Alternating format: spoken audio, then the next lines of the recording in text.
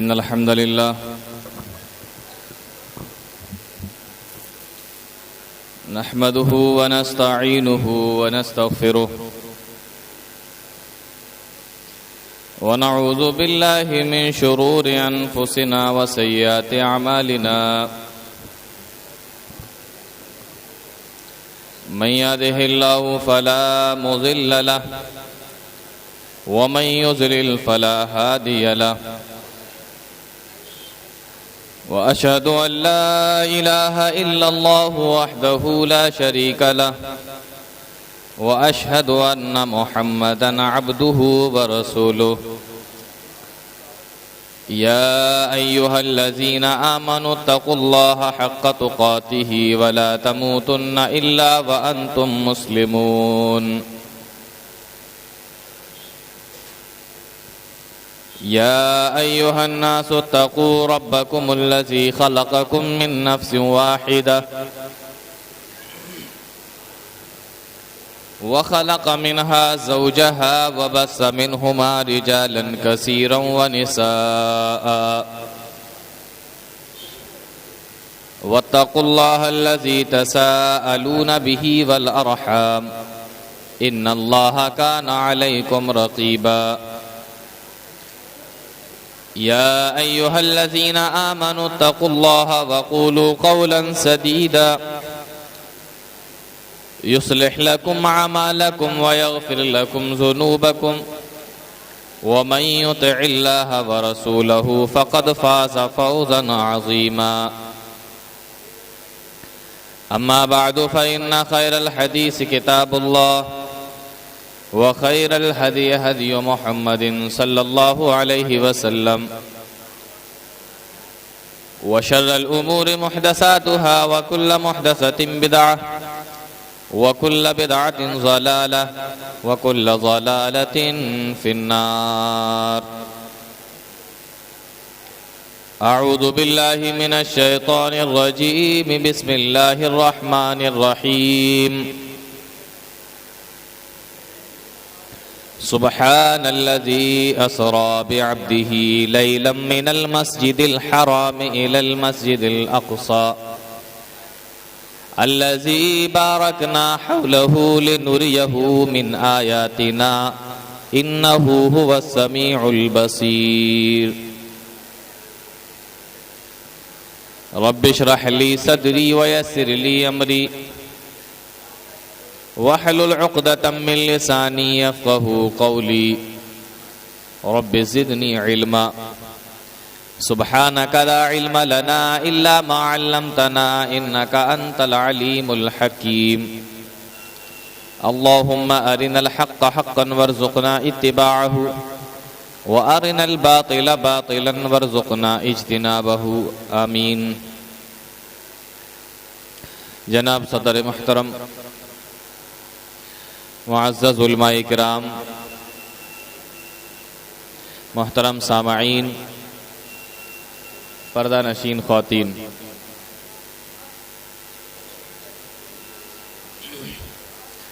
سب سے پہلے تمام قسم کی تعریفیں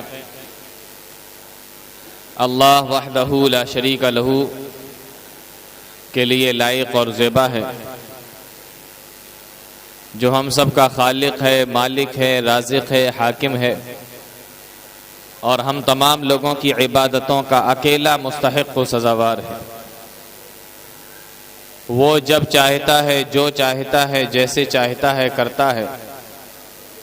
ساری کائنات، ساری مخلوق اس کی غلام اور اس کی محتاج ہے۔ ہر چیز کے اوپر اس کی طاقت اور قدرت ہے۔ وہ ان اللہ علی کل شیء قدیر ہے۔ بعدہ انگنت و بے شمار درود و سلام نازل ہوں امام النبیین، سید الاولین والآخرین، شفیع المذنبین، رحمت للعالمین، جناب محمد الرسول اللہ صلی اللہ علیہ وسلم پر اور آپ کے آل و اصحاب پر اللہ رب العالمین اپنا رحم و کرم فرمائے ہم سب پر، آمین۔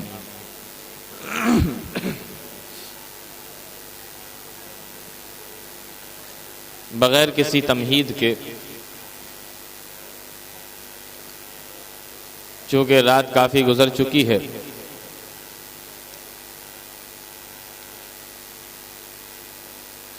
اور مجھ سے پہلے جو مقررین تھے آپ لوگوں نے ان کی ایک بہترین پرمغز اور جامع تقریریں سنی ہیں.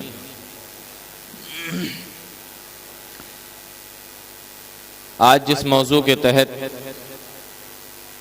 آپ لوگوں سے تھوڑی دیر کے لیے گفتگو کرنی ہے، خطبہ مسنونہ کے بعد قرآن کریم کی جو آیت کریمہ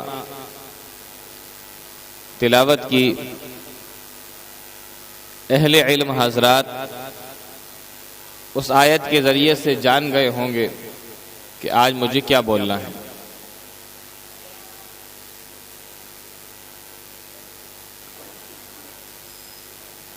قرآن کریم کے اندر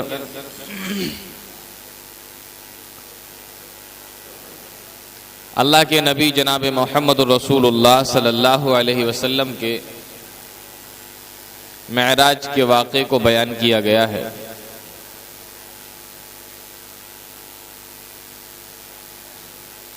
اور یہ آپ کی فضیلتوں میں سے ایک فضیلت ہے.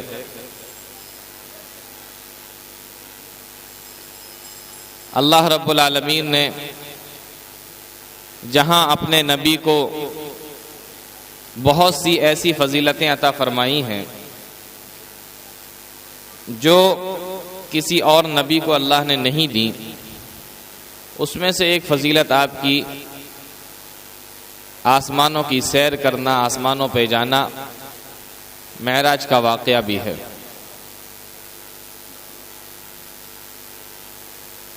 معراج کا واقعہ بڑا عجیب ہے.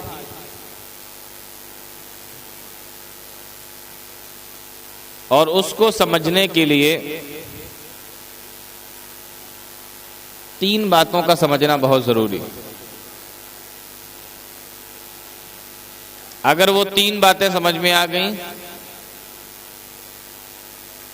تو پورا واقعہ سمجھ میں آ جائے گا.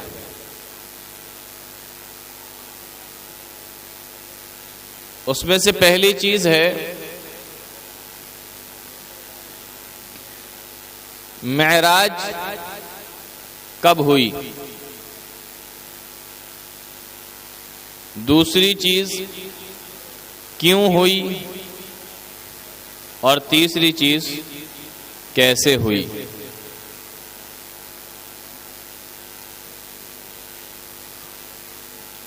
پہلی چیز کب ہوئی.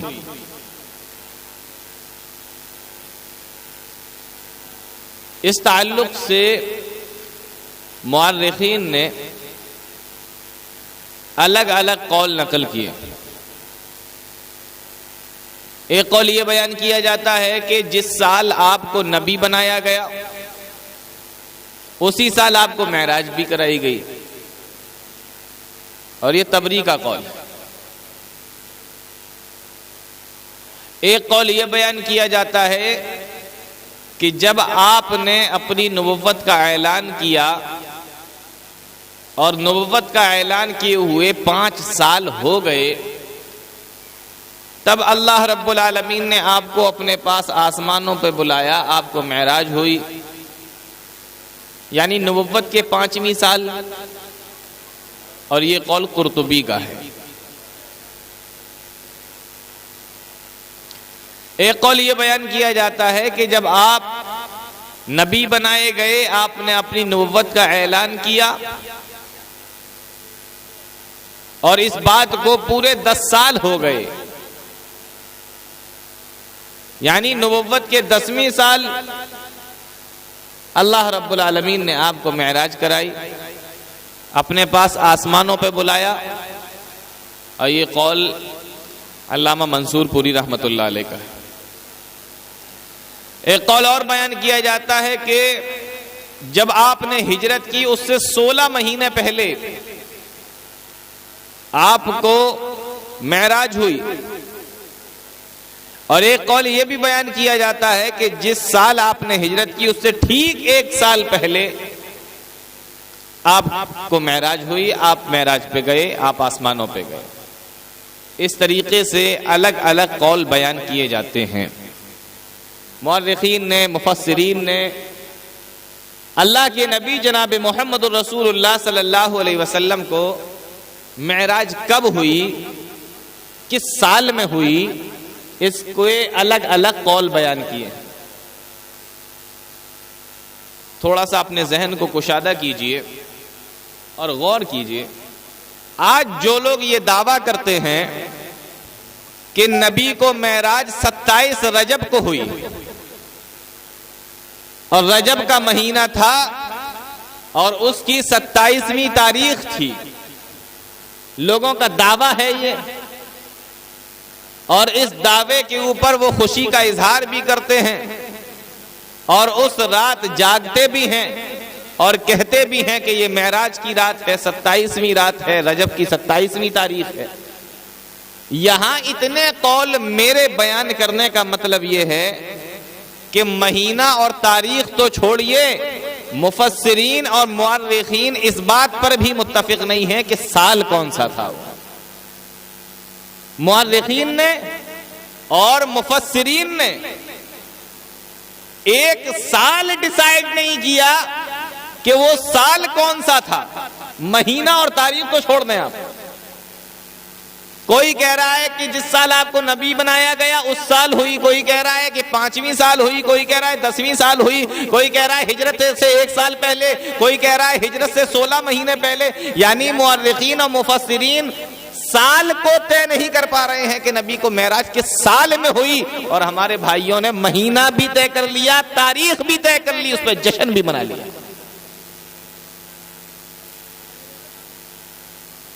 تو پہلی چیز معراج کب ہوئی اس کے بارے میں کوئی فکس ڈیٹ نہیں ہے. جب ڈیٹ فکس نہیں ہے تو صحابہ اس میں جشن کیسے مناتے، رات کیسے جاگتے؟ یہ الگ بات ہے کہ ہمارے بھائیوں نے اس میں تاریخ کو طے کر کے جشن منانا شروع کر دیا، رات جاگنا شروع کر دیا. تو پہلی چیز معراج کب ہوئی؟ علامہ صفی الرحمن مبارک پوری رحمت اللہ علیہ، اللہ ان کی قبر کو نور سے بھر دے، جنت الفردوس کا باغیچہ بنائے، اللہ ان کی مغفرت فرمائے. انہوں نے لکھا ہے کہ ایسا معلوم ہوتا ہے کہ نبوت سے 1 سال پہلے کا جو قول ہے وہ زیادہ بہتر معلوم ہوتا ہے. دوسری چیز، معراج کیوں ہوئی؟ اس کا جواب یہ دیا گیا، اللہ رب العالمین نے نوح علیہ السلام جو اس دنیا کے پہلے رسول تھے، نوح علیہ السلام سے لے کر حضرت عیسیٰ علیہ السلام تک کسی بھی نبی نے، کسی بھی رسول نے جنت کو اپنی آنکھوں سے نہیں دیکھا. آدم نے دیکھا، وہ جنت سے نکالے گئے، وہ تو آپ کو معلوم ہی ہے. نوح علیہ السلام جو اس دنیا کے پہلے رسول بن کر آئے تھے، وہاں سے لے کر عیسیٰ علیہ السلام تک اور جناب محمد الرسول اللہ صلی اللہ علیہ وسلم تک کسی بھی نبی نے، کسی بھی رسول نے جنت کو اپنی آنکھوں سے نہیں دیکھا. لیکن سب کا دعویٰ یہی تھا، انسانوں نیک عمل کرو، اللہ رب العالمین تمہیں جنت عطا فرمائے گا. کوئی صحابی اگر یہ پوچھنے لگتا، آپ نے جنت دیکھی ہے، آپ کہہ رہے ہیں کہ جنت کے اندر 1 اینٹ سونے کی ہوگی، 1 اینٹ چاندی کی ہوگی، حوریں اتنی خوبصورت ہوں گی کہ اگر 70 جوڑے کپڑے بھی ان کو پہنا دیے جائیں تو ان کا جسم دکھائی دے، ان کے اعضاء کے اندر ان کے گوشت بھی دکھائی دے، اور جہاں پر جنتی کوڑا ڈالیں تو ساری دنیا کی خوبصورتی بھی اس سے زیادہ ہو، تو جنتی جہاں کوڑا ڈالتے ہو وہ جگہ زیادہ خوبصورت نظر آئے. کسی نے دیکھا؟ نہیں دیکھا. سارے نبیوں نے صرف بتایا ہے کہ جنت ایسی ہے، جنت ویسی ہے، جنت اتنی خوبصورت ہے. اللہ نے کہا، میرے نبی یہ فضیلت ہم آپ کو عطا کر رہے ہیں، آپ آئیے اور آ کر دیکھیے تاکہ اگر کوئی صحابی آپ سے سوال کر دے، آپ کا ماننے والا آپ سے پوچھ لے، تو آپ اس کو کہہ سکے کہ ہاں میں نے اپنی آنکھوں سے دیکھا ہے۔ جس کی تم بات کر رہے ہو، جس جنت کے بارے میں تمہیں بتا رہا ہوں، اس جنت کو میں اپنی آنکھوں سے دیکھ کر آ رہا ہوں۔ حضرت عیسیٰ علیہ السلام نے جنت کی خوشخبری دی لیکن آنکھوں سے نہیں دیکھا۔ موسیٰ علیہ السلام نے جنت کی خوشخبری دی لیکن آنکھوں سے نہیں دیکھا۔ اللہ نے اپنے آخری نبی کو جنت بھی دکھا دی تاکہ دنیا کے لوگ کل کو اگر سوال کرے تو میرے نبی بتا سکے کہ ہاں جنت کو میں نے اپنی آنکھوں سے دیکھا تھا، اور تم دیکھ لو کہ میں نے اپنی آنکھوں سے دیکھا ہے، اور جو میں تمہیں بتا رہا ہوں وہ اپنی آنکھوں سے دیکھ کر آ رہا ہوں۔ یہ فضیلت اللہ رب العالمین نے اپنے نبی کو عطا فرمائی۔ تو دو باتیں ہوئیں، پہلی چیز معراج کب ہوئی، دوسری چیز معراج کیوں ہوئی، اور تیسری چیز معراج کیسے ہوئی۔ یہ تیسری چیز، دو باتیں جان لی ہیں آپ نے، اب تیسری بات دیکھیے۔ یہ جو واقعہ ہے معراج کا، معراج کس طریقے سے ہوئی، یہ حدیث کی الگ الگ کتابوں کے اندر بیان کیا گیا۔ بخاری کے اندر بھی ہے، مسلم کے اندر بھی ہے، اور دیگر کتابوں کے اندر بھی ہے۔ لیکن اگر آپ کو پورا معراج کا واقعہ چاہیے شروع سے لے کے آخر تک، تو آپ کو حدیث کی کسی ایک کتاب کے اندر پورا واقعہ نہیں ملے گا۔ کم سے کم 30 کتابوں کا مطالعہ آپ کو کرنا پڑے گا، 30 کتابوں کو کم سے کم آپ کو پڑھنا پڑے گا، تب جا کے کہیں آپ کو پورا واقعہ معراج کا شروع سے لے کے آخر تک ملے گا۔ آپ یہ سوچیں کہ کوئی ایک کتاب پڑھ لیں آپ کو وہ پورا واقعہ مل جائے، تو نہیں ملے گا۔ اور یہ اتنا عجیب و غریب واقعہ ہے معراج کا۔ اللہ رب العالمین نے جہاں سے شروع کیا، دیکھیے معراج کے لفظ پر غور کیجیے، اس کے اندر 5 حرف ہیں، میم، عین، رے، الف اور جیم۔ معراج میم سے محمد صلی اللہ علیہ وسلم کو ہوئی، عین سے عروج یعنی آسمانوں کی ہوئی، اور رے سے رات میں ہوئی، الف سے اللہ کی جانب سے ہوئی، اور جیم سے جبرائیل علیہ السلام کے ساتھ۔ یہ 5 لفظ ہیں، اسی 5 لفظ کے اندر پورا واقعہ چھپا ہوا ہے۔ کیسے ہوئی، کس سے ہوئی، کیوں ہوئی، کون لے کر گیا، اسی 5 لفظ کے اندر۔ اور پھر اللہ نے جہاں اس واقعے کو بیان کیا، وہاں پہ سبحانہ کا لفظ استعمال کیا۔ سبحانہ کے معنی عربی زبان کے اندر ویسے تو پاکی بیان کرنے کے ہوتے ہیں، لیکن اس لفظ کو عربی زبان میں وہاں پر بھی بولا جاتا ہے جہاں پر حیرت اور تعجب کو دکھانا مقصد ہوتا ہے، وہاں پر بھی یہ لفظ استعمال کیا جاتا ہے۔ اور یہ اتنا عجیب و غریب واقعہ ہے کہ خود اللہ نے بھی اس واقعے کو بیان کرنے سے پہلے لفظ سبحانہ کا استعمال کیا، جس لفظ کو عربی زبان میں حیرت اور تعجب کے معنی میں استعمال کیا جاتا ہے، سبحان۔ اس کے بعد اسرا کا لفظ آیا۔ میں چند چیزیں آپ کو بتا رہا ہوں، پھر واقعی کی طرف آ رہا ہوں دھیرے دھیرے اپنے موضوع کی طرف۔ یہ میرے موضوع ہی سے تعلق ہے لیکن ان باتوں کا جاننا بہت ضروری ہے۔ اس کے بعد اسرا کا لفظ آیا۔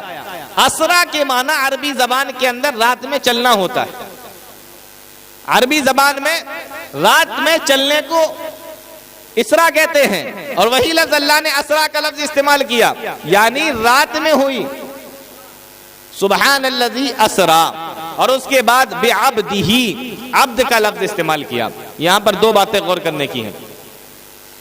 عبد کا لفظ اللہ نے استعمال کیا، عبد کے معنی بندہ، عبد کے معنی غلام۔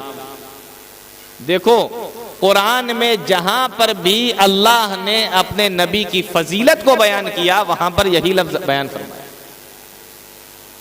جہاں پر بھی اللہ نے قرآن کے اندر اپنے نبی کی کسی فضیلت کو بیان کیا، وہاں پر عبد کا ہی لفظ استعمال فرمایا۔ یہاں تک کہ اگر ہمیں کلمہ بھی پڑھنا ہو تو اشہد ان لا الہ الا اللہ واشہد ان محمدًا عبدہ ورسولہ کہنا پڑتا ہے۔ اور دوسری چیز، عبد کے معنی ہوتا ہے، عبد جسم اور روح دونوں پر بولا جاتا ہے، عبد جسم اور روح دونوں پر بولا جاتا ہے۔ یعنی اللہ کے نبی کو جب معراج ہوئی تو آپ کا جسم اور آپ کی روح دونوں کو اللہ رب العالمین نے اپنے پاس میں بلایا. بہت سارے لوگ یہ کہتے ہیں کہ آپ سوئے ہوئے تھے اور صرف روح کو اپنے پاس میں بلا لیا. تو اللہ نے عبد کا لفظ استعمال کیا اور عبد کا لفظ جسم اور روح دونوں پر بولا جاتا ہے. اس لیے فرمایا اسرا بعبدہ، اپنے بندے کو بلایا. یہ نہیں کہا اسرا بروح عبدہ، اپنے بندے کی روح کو بلایا، نہیں، یہ لفظ استعمال نہیں کیا. تو عبد کے معنی جسم اور روح دونوں پر بولا جاتا ہے. اور لیلن نکرہ استعمال کیا، یعنی پوری رات یہ واقعہ نہیں چلا، رات کے بڑے کم وقت میں، بڑے مختصر وقت میں یہ واقعہ چلا ہے. اتنی باتیں آپ لوگوں نے سمجھ لی. سبحان الذی اسرا بعبدہ لیلن. اس کے بعد من المسجد الحرام الی المسجد الاقصی. کہاں پہ لے جایا گیا؟ ڈائریکٹ آسمانوں پہ نہیں بلایا گیا، بلکہ پہلے مسجد حرام سے مسجد اقصی یعنی بیت المقدس، جس کو بیت المقدس کہتے ہیں، وہاں پر پہلے آپ کو بلایا گیا. اور کیسے بلایا گیا اب یہ تفصیل حدیث کے اندر آتی ہے. اللہ کے نبی جناب محمد الرسول اللہ صلی اللہ علیہ وسلم ارشاد فرماتے ہیں میں سویا ہوا تھا. کہاں پر سوئے ہوئے تھے؟ ایک حدیث کے اندر آتا ہے کہ ام ہانی کے گھر پہ لیٹے ہوئے تھے. اللہ کے نبی بیان فرماتے ہیں کہ 2 فرشتے میرے پاس میں آئے اور مجھے وہاں سے اٹھا کر لے گئے، اور جہاں پر خانہ کعبہ میں زمزم کا کنواں ہے اسی کے پاس میں لے جا کر مجھے لٹا دیا. پھر انہوں نے دل کو چیرا، میرے سینے کو چاک کیا. اللہ کے نبی فرماتے میں اپنی آنکھوں سے دیکھ رہا تھا، میرے دل کو چاک کیا، میرے سینے کو چاک کیا، میں اپنی آنکھوں سے دیکھ رہا تھا. انہوں نے میرے سینے سے میرے دل کو نکالا اور ساتھ میں جو وہ ایک اور ایک پلیٹ جس کو لے کر آئے تھے اس کے اندر میرے دل کو رکھا اور زمزم سے اس کو دھویا، اور دھونے کے بعد پھر میرے دل کو میرے سینے میں اسی جگہ پہ رکھ دیا جہاں پر دل ہوتا ہے، اور اس کو وہیں پر فٹ کر دیا، اور اس کے بعد میں یوں ہاتھ پھیر دیا تو میں پہلے جیسے بالکل صحیح ہو گیا. اب دیکھو واقعہ ابھی شروع ہوا نہیں ہے، اللہ نے کہا نا یہ بڑا تعجب والا واقعہ ہے. سبحان الذی اسرا. اب آپ سارے سوچ رہے ہوں گے کہ ایسا کیسے ہوتا ہے؟ اگر ڈاکٹروں کو دل کا آپریشن کرنا ہو تو مریض کو پورے طریقے سے انجیکشن دیا جاتا ہے کہ وہ غفلت میں چلا جائے، بے ہوش ہو جائے، اس کو پتہ نہ چلے. یہاں پر اللہ کے نبی کا شق صدر ہو رہا ہے، سینے کو چاک کیا جا رہا ہے. اللہ کے نبی فرماتے ہیں کہ میں اپنی آنکھوں سے دیکھ رہا تھا. در حقیقت اللہ رب العالمین یہاں پر آپریشن کرنے کا طریقہ بتا رہا ہے. دنیا میں 2 طریقے سے آپریشن ہوتے ہیں. پہلا آپریشن کا طریقہ تو یہ ہے کہ انسان کو ایسا انجیکشن لگا دیا جاتا ہے کہ اس کو پتہ نہیں چلتا کہ اس کے جسم سے کیا نکالا جا رہا ہے، اس کے جسم میں کیا ڈالا جا رہا ہے. اور دوسرا طریقہ یہ ہے انسان کے آپریشن کرنے کا کہ اتنے حصے کو سن کر دیا جاتا ہے جس حصے کو نکالنا ہوتا ہے یا کاٹنا ہوتا ہے، باقی پورا جسم اس کا کام کرتا ہے. اور یہ دونوں طریقے اللہ نے آپریشن کرنے کے بتائے. حضرت آدم علیہ السلام کی زندگی دیکھو. آدم علیہ السلام جنت کے اندر ہیں، لیکن جنت کے اندر ان کا من نہیں لگ رہا ہے. ایک دن سوئے حضرت آدم علیہ السلام، اٹھ کر دیکھا اللہ رب العالمین نے ان کی پسلی سے حوا کو پیدا کر دیا. دیکھا برابر میں حوا لیٹی ہوئی ہیں، پسلی سے حوا کو پیدا کر دیا. آدم علیہ السلام کو پتا بھی نہیں چلا کہ میری پسلی سے کون سی چیز نکلی. یہ آپریشن کرنے کا پہلا طریقہ تھا کہ انسان کو پورا سن کر دیا جائے، اس کو پتا نہ چلے کہ اس کے جسم سے کیا نکلا اور کیا اس کے جسم کے اندر ڈالا گیا. اور آپریشن کرنے کا دوسرا طریقہ اللہ نے یہ بتا دیا کہ اتنے حصے کو سن کر دیا جائے، باقی پورے حصے کو चाको चौबंद रखा जाए और मरीज देखता रहे कि मेरे जिस्म से क्या निकाला जा रहा है और क्या डाला जा रहा है। अल्लाह रब्बुल आलमीन ने दूसरा तरीका हजरत जनाब मोहम्मद रसूलुल्लाह सल्लल्लाहु अलैहि वसल्लम की जिंदगी के अंदर दिखा दिया। आप अपनी आंखों से देख रहे थे और आपके सीने को चाक किया जा रहा था और उसमें से दिल को निकाला गया और फिर से रख के फिर से सी दिया गया। हजरत अल्लाह के नबी जनाब मोहम्मद रसूलुल्लाह सल्लल्लाहु अलैहि वसल्लम इरशाद फरमाते कि मैंने अपनी आंखों से देखा। ये दूसरा तरीका था ऑपरेशन करने का, और यही दो तरीकों से ऑपरेशन आज भी चला आ रहा है, आज भी किया जाता है। नबी इरशाद फरमाते हैं मेरे सीने को चाक किया और फिर से मेरे सीने को सही किया और उसके बाद आसमान से एक सवारी लाई गई थी। सुम्मा होती तो बेताबतिन अबयज़, जिसका रंग सफेद था, युकालु लहल बुराक, और उसका नाम बुराक था।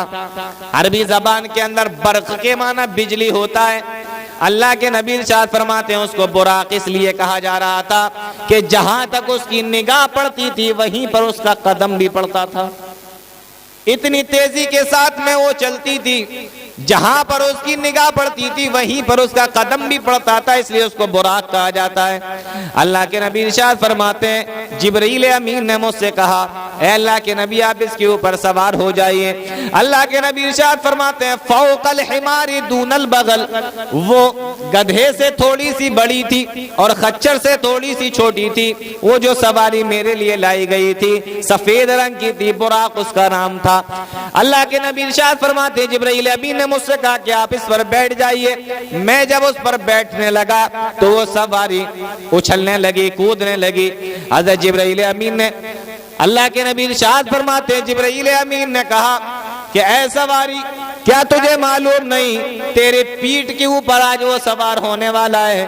कायनात के अंदर अल्लाह रब्बुल आलमीन ने उससे बेहतर कोई बंदा, कोई मखलूक, कोई नबी, कोई फरिश्ता उससे बेहतर पैदा ही नहीं किया। तेरी पीठ के ऊपर आज ऐसा सवार होने वाला है कि उससे बेहतर मखलूक में किसी को अल्लाह ने पैदा ही नहीं किया। अल्लाह के नबी इरशाद फरमाते हैं जिब्राइल अमीन की जब ये बात उस सवारी ने सुनी, उस बुराक ने सुनी तो खामोशी के साथ में खड़ी हो गई। अल्लाह के नबी इरशाद फरमाते हैं फिर मैं उसके ऊपर सवार हो गया। जब मैं उसके ऊपर सवार हुआ वो हवा से बातें करने लगी सवारी। अल्लाह के नबी इरशाद फरमाते हैं जहां तक उस सवारी की निगाह जाती थी कदम भी उसका वहीं पे पड़ता था। नबी इरशाद फरमाते हैं कि मुझे खाना काबा के पास से लेकर ले जाया गया और पहले मुझे बैतुल मुक़द्दस फिलिस्तीन की सरजमीन पे लाया गया और बैतुल मुक़द्दस के सामने जाकर उस सवारी को रोक दिया गया। सवारी बैतुल मुक़द्दस के सामने जाके रुक गई।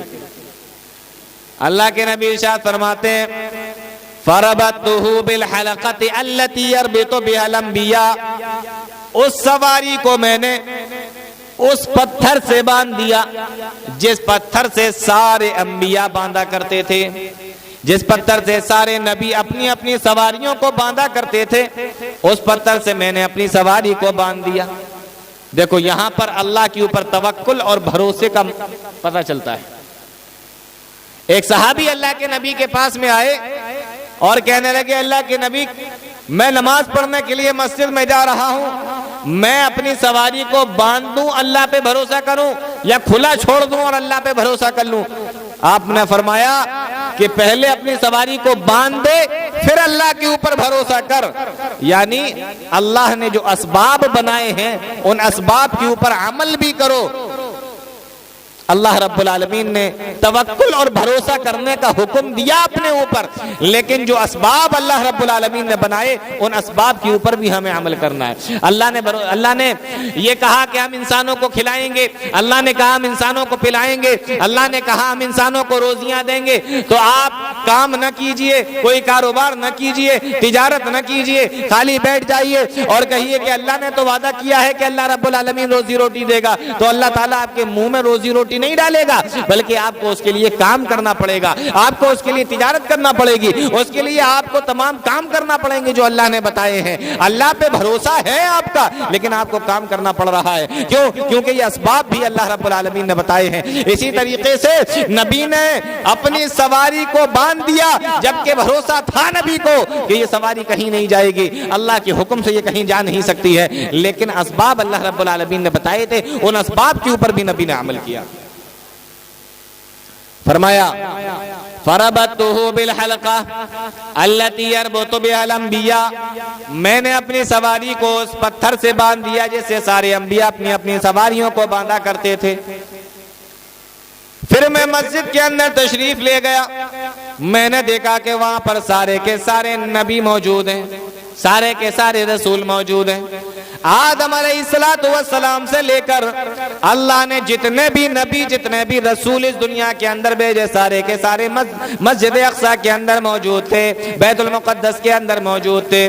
اللہ کے نبی ارشاد فرماتے میں اندر تشریف لے گیا، جبرائیل امین میرے ساتھ میں تھے، اور ایسا معلوم ہو رہا تھا کہ اذان ہو چکی ہے، نماز کا وقت قریب ہے، لوگ صفے لگا کر بیٹھے ہوئے تھے، انبیاء صفے باندھ کر بیٹھے ہوئے تھے، اور ایسا معلوم ہو رہا تھا جیسے انہیں اپنے امام کی ضرورت ہو، اپنے امام کی تلاش ہو، اپنے امام کا انتظار کر رہے ہوں۔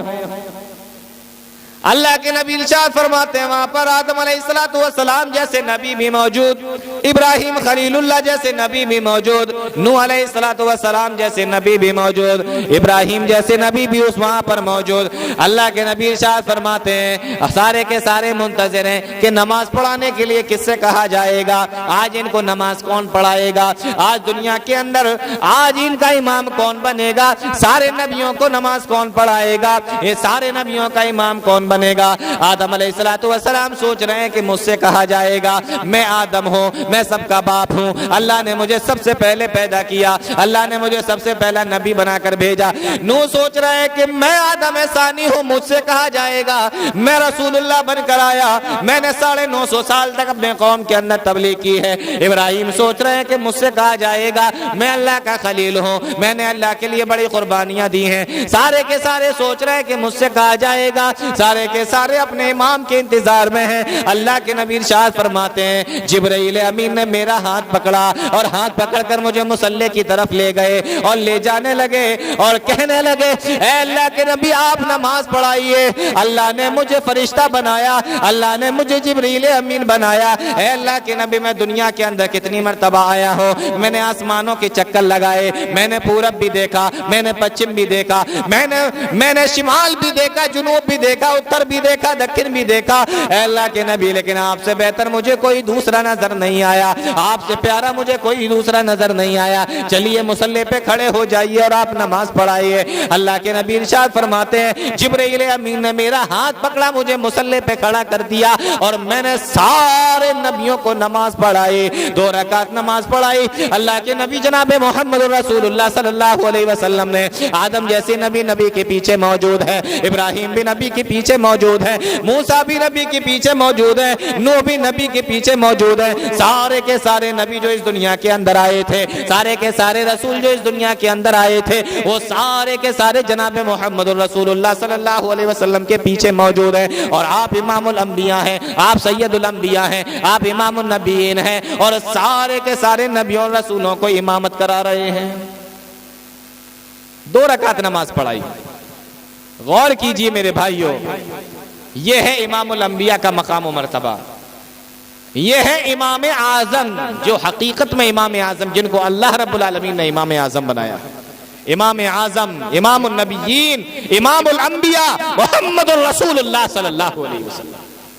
سارے نبی پیچھے، سارے رسول پیچھے، آپ نماز پڑھا رہے ہیں، یہ ہے آپ کا مقام و مرتبہ۔ اور اگر امام اعظم کسی کو ماننا ہے تو اس کو مانو جس کو اللہ نے امام اعظم بنایا، امام اعظم اگر کسی کو ماننا ہے تو اس کو مانو جس کو اللہ نے امام الانبیاء بنایا، جس کو اللہ نے امام النبیین بنایا۔ میرے بھائیوں یہ مقام و مرتبہ ہے۔ اللہ کے نبی ارشاد فرماتے ہیں میں نے نماز پڑھائی، سلام پھیرا، سلام پھیرنے کے بعد پھر میں باہر آیا، ابھی میں باہر مسجد کے صحن میں پہنچا ہی تھا کہ جبرائیل امین میرے پاس میں 2 پیالے لے کر آ گئے۔ دو پیالے، ایک پیالے کے اندر دودھ بھرا ہوا تھا اور دوسرے کے اندر شراب بھری ہوئی تھی. بِإِنَاءٍ مِّنْ خَمَرٍ وَإِنَاءٍ مِّن لَبَنٍ، ایک کے اندر تو ایک پیالے کے اندر تو دودھ بھرا ہوا تھا اور ایک میں شراب بھری ہوئی تھی. فرمایا اے اللہ کے نبی آپ ان دونوں میں سے جو چاہیں وہ پی لیجیے، آپ ان دونوں میں سے جو چاہیں وہ لے لیجئے. اللہ کے نبی ارشاد فرماتے ہیں کہ میں نے دودھ کا پیالہ لے لیا اور اس کو پی لیا. اللہ کے نبی جناب محمد رسول اللہ ارشاد فرماتے ہیں جب میں نے دودھ کا پیالہ پی لیا، جبرائیل امین نے مجھ سے کہا کہ آپ نے فطرت کو پسند کیا ہے. اگر آپ شراب کو پسند کر لیتے تو آپ کی امت گمراہ ہو جاتی. آپ نے فطرت کو پسند کیا، آپ نے جب دودھ کو پی لیا. اللہ کے نبی ارشاد فرماتے ہیں کہ یہ تو تھا اسرا، یعنی بیت الحرام سے لے کے مسجد اقصی تک، مسجد اقصی یعنی بیت المقدس تک. اب اس کے بعد یہاں سے آسمانوں کی سیر ہوئی اور کس طریقے سے ہوئی؟ حدیث کے الفاظ ہیں، اللہ کے نبی ارشاد فرماتے ہیں ثم اخذ بیدی وعرج بی الی السماء الدنیا. جبرائیل امین نے میرا ہاتھ پکڑا اور مجھے لے کر پہلے آسمان پر چڑھ گئے. معراج کے معنی ہوتا ہے سیڑھی عربی زبان کے اندر. معراج کے معنی عربی زبان کے اندر سیڑھی ہوتا ہے. فرمایا ثم اخذ بیدی وعرج بی الی السماء الدنیا، میرا ہاتھ جبریل امین نے پکڑا اور مجھے پکڑ کر پہلے آسمان پر پہنچ گئے. بتائیے ابھی دنیا کے اندر تھے اور ذرا سا لمحہ گزرا کہ آسمان پر پہنچ گئے، پہلے آسمان پر. اور جانتے ہو دنیا سے پہلے آسمان کی دوری کتنی ہے؟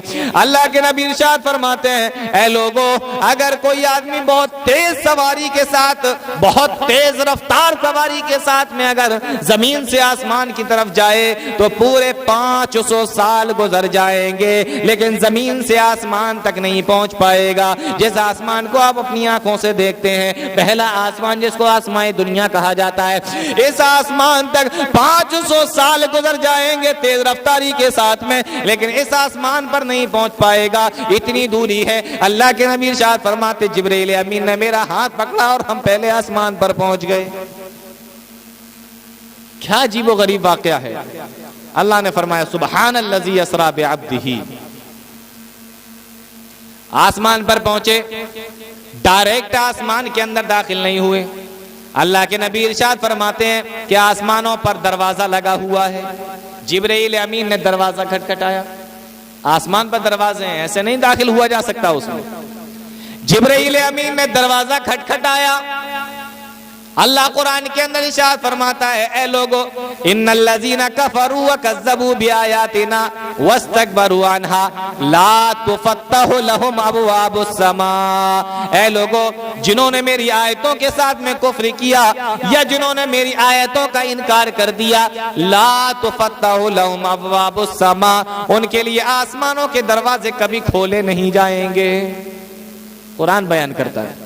معلوم یہ ہوا کہ آسمانوں پر بھی دروازے لگے ہوئے. اللہ کے نبی ارشاد فرماتے ہیں جبرائیل امین نے دروازہ کھٹکھٹایا. اندر سے آواز آئی کون؟ مسند احمد کی حدیث ہے. اللہ کے نبی ارشاد فرماتے جبرائیل امین نے کہا کہ میں جبرائیل. کہا تمہارے ساتھ میں کون؟ کہا کہ میرے ساتھ میں محمد رسول اللہ صلی اللہ علیہ وسلم. کہا کہ ان کو بلایا گیا. کہاں ان کو بلایا گیا ہے؟ اللہ کے نبی ارشاد فرماتے ہیں تب پہلے آسمان کا دروازہ کھلا.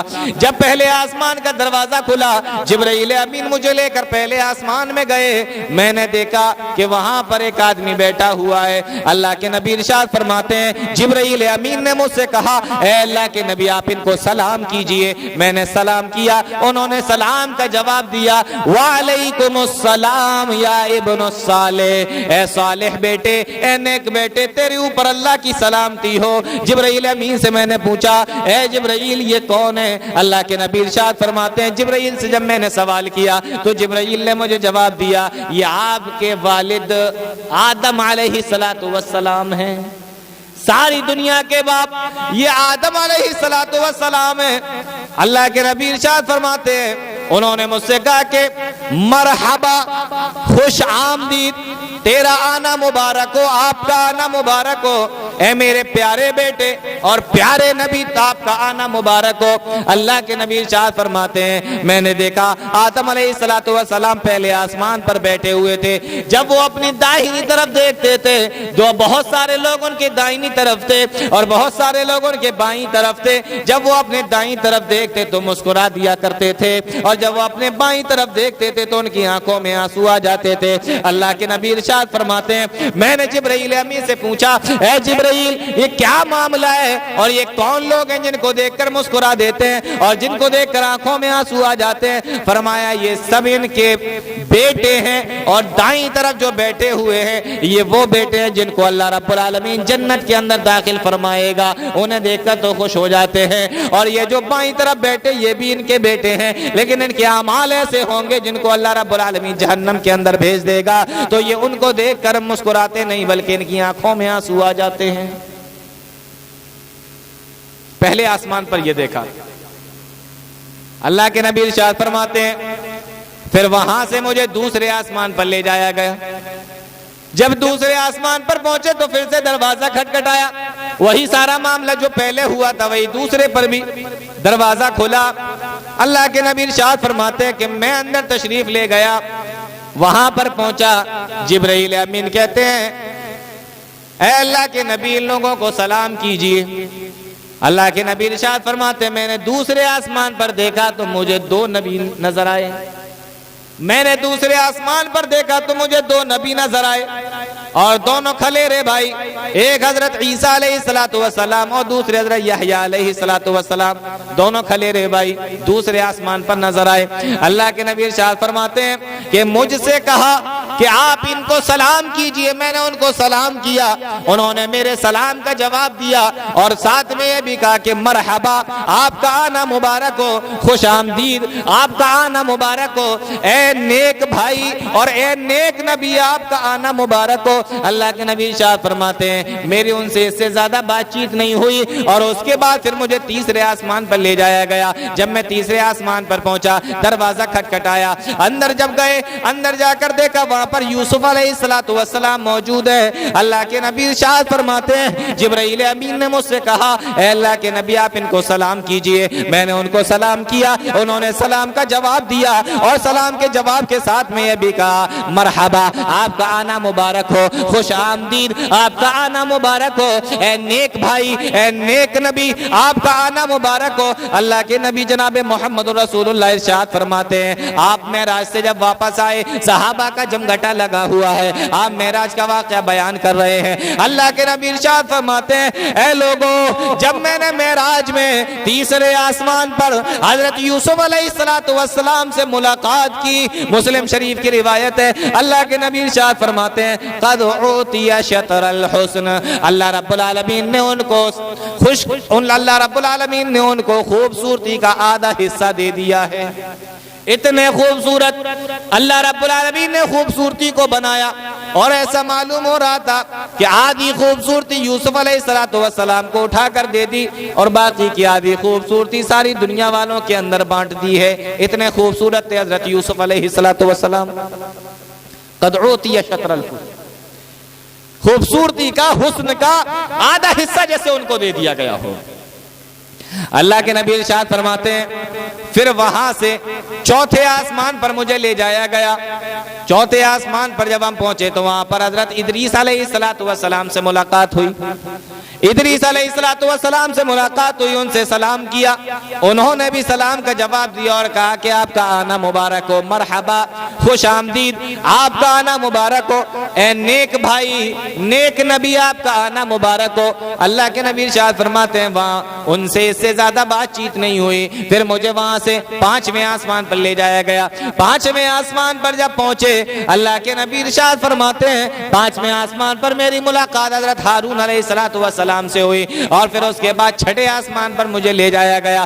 چھٹے آسمان پر جب ہم پہنچے اللہ کے نبی ارشاد فرماتے ہیں کہ چھٹے آسمان پر میری ملاقات حضرت موسیٰ علیہ السلام سے ہوئی۔ میں نے ان کو سلام کیا، انہوں نے سلام کا جواب دیا اور ساتھ میں کہا کہ آپ کا آنا مبارک ہو، خوش آمدید، مرحبا، صحابہ آپ کا آنا مبارک ہو، نیک بھائی نیک نبی آپ کا آنا مبارک ہو۔ اللہ کے نبی ارشاد فرماتے ہیں انہوں نے میرے سلام کا جواب دیا، میں سلام کا جواب سن کر آگے بڑھنے لگا۔ جب میں آگے بڑھا تو حضرت موسیٰ علیہ السلام کے رونے کی آواز میرے کانوں سے ٹکرائی۔ چھٹے آسمان پر موسیٰ سے ملاقات ہو رہی ہے۔ کہا جب میں آگے بڑھنے لگا تو میرے کانوں میں موسیٰ علیہ السلام کے رونے کی آواز آئی۔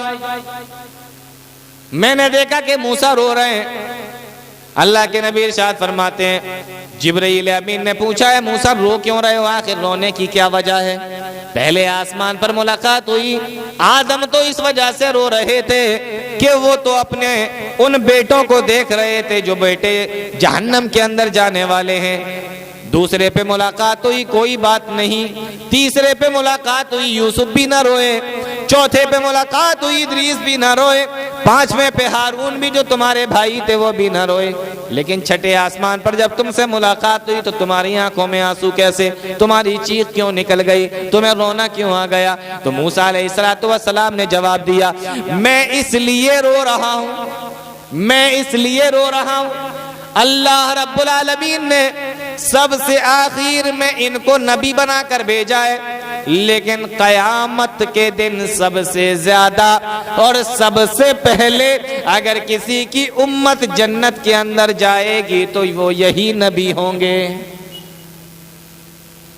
سب سے پہلے اگر کسی کی امت جنت کے اندر جائے گی تو وہ یہی نبی ہوں گے۔ اللہ رب العالمین نے ان کو نبی سب سے آخر میں بنا کر بھیجا، لیکن سب سے پہلے ان کی امت جنت کے اندر جائے گی۔ اور میں اس لیے بھی رو رہا ہوں کیونکہ انسان دنیا کے اندر جو بھی عمل کرے گا اس کا ایک حصہ اللہ کے نبی کو بھی ملتا رہے گا، کیونکہ اللہ کے نبی ہی نے ہمیں بتایا ہے کہ ہمیں کون کون سے کام کرنا ہے۔ معلوم ہے نا آپ کو؟ اگر ہم آپ کو کوئی دعا سکھا کے جائیں یا کوئی طریقہ نماز کا یا کوئی اور چیز بتا کے جائیں تو آپ جب بھی اس کو پڑھیں گے، یا قرآن بتا کر جائیں آپ جب بھی اس کو پڑھیں گے تو ایک ثواب کا ایک حصہ مجھے بھی ملے گا، کیونکہ میں نے آپ کو بتایا۔ اسی طریقے سے پوری امت کو کس نے بتایا؟ محمد رسول اللہ صلی اللہ علیہ وسلم نے۔ اب قیامت تک جتنے لوگ آئیں گے سب نبی کی امت میں ہوں گے، تو لوگ جتنے زیادہ عمل کرتے جائیں گے نبی کا مقام و مرتبہ اتنا زیادہ بڑھتا چلا جائے گا۔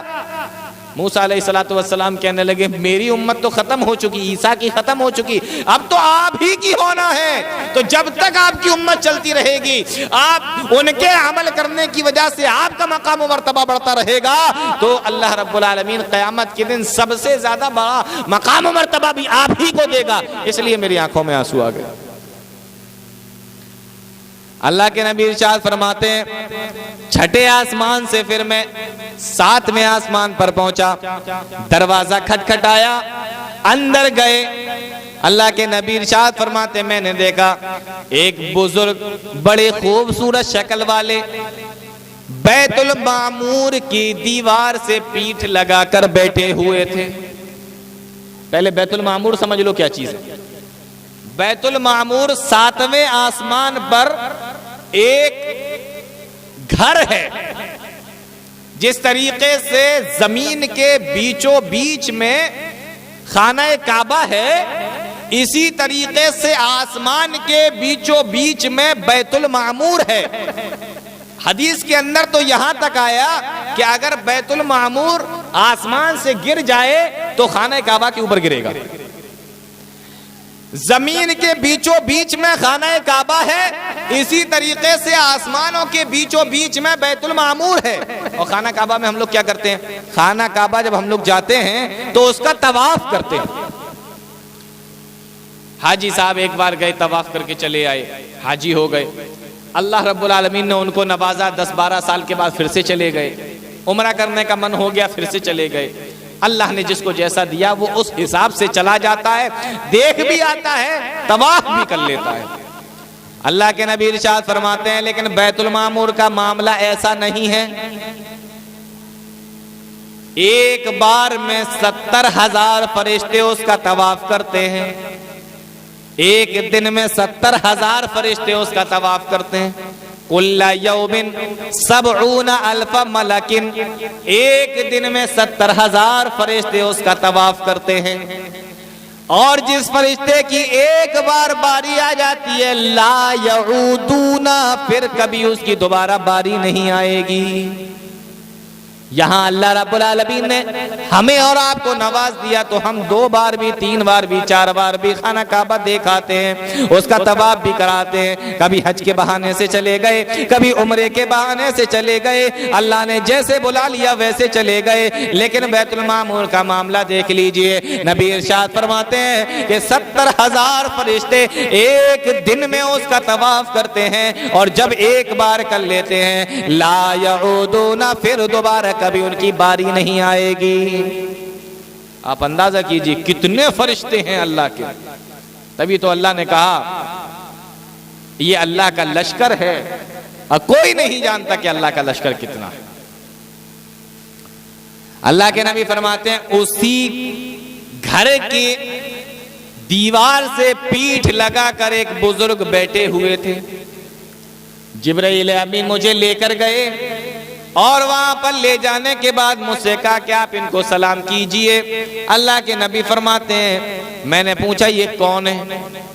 فرمایا کہ آپ ان کو سلام کریں، یہ حضرت ابراہیم علیہ السلام ہیں۔ 7ویں آسمان پر کس سے ملاقات ہوئی؟ ابراہیم علیہ السلام سے۔ فرمایا آپ ان سے سلام کیجئے، یہ ابراہیم علیہ السلام ہے۔ میں نے سلام کیا، بہت خوش ہوئے اور کہا مرحبا، آپ کا آنا مبارک ہو۔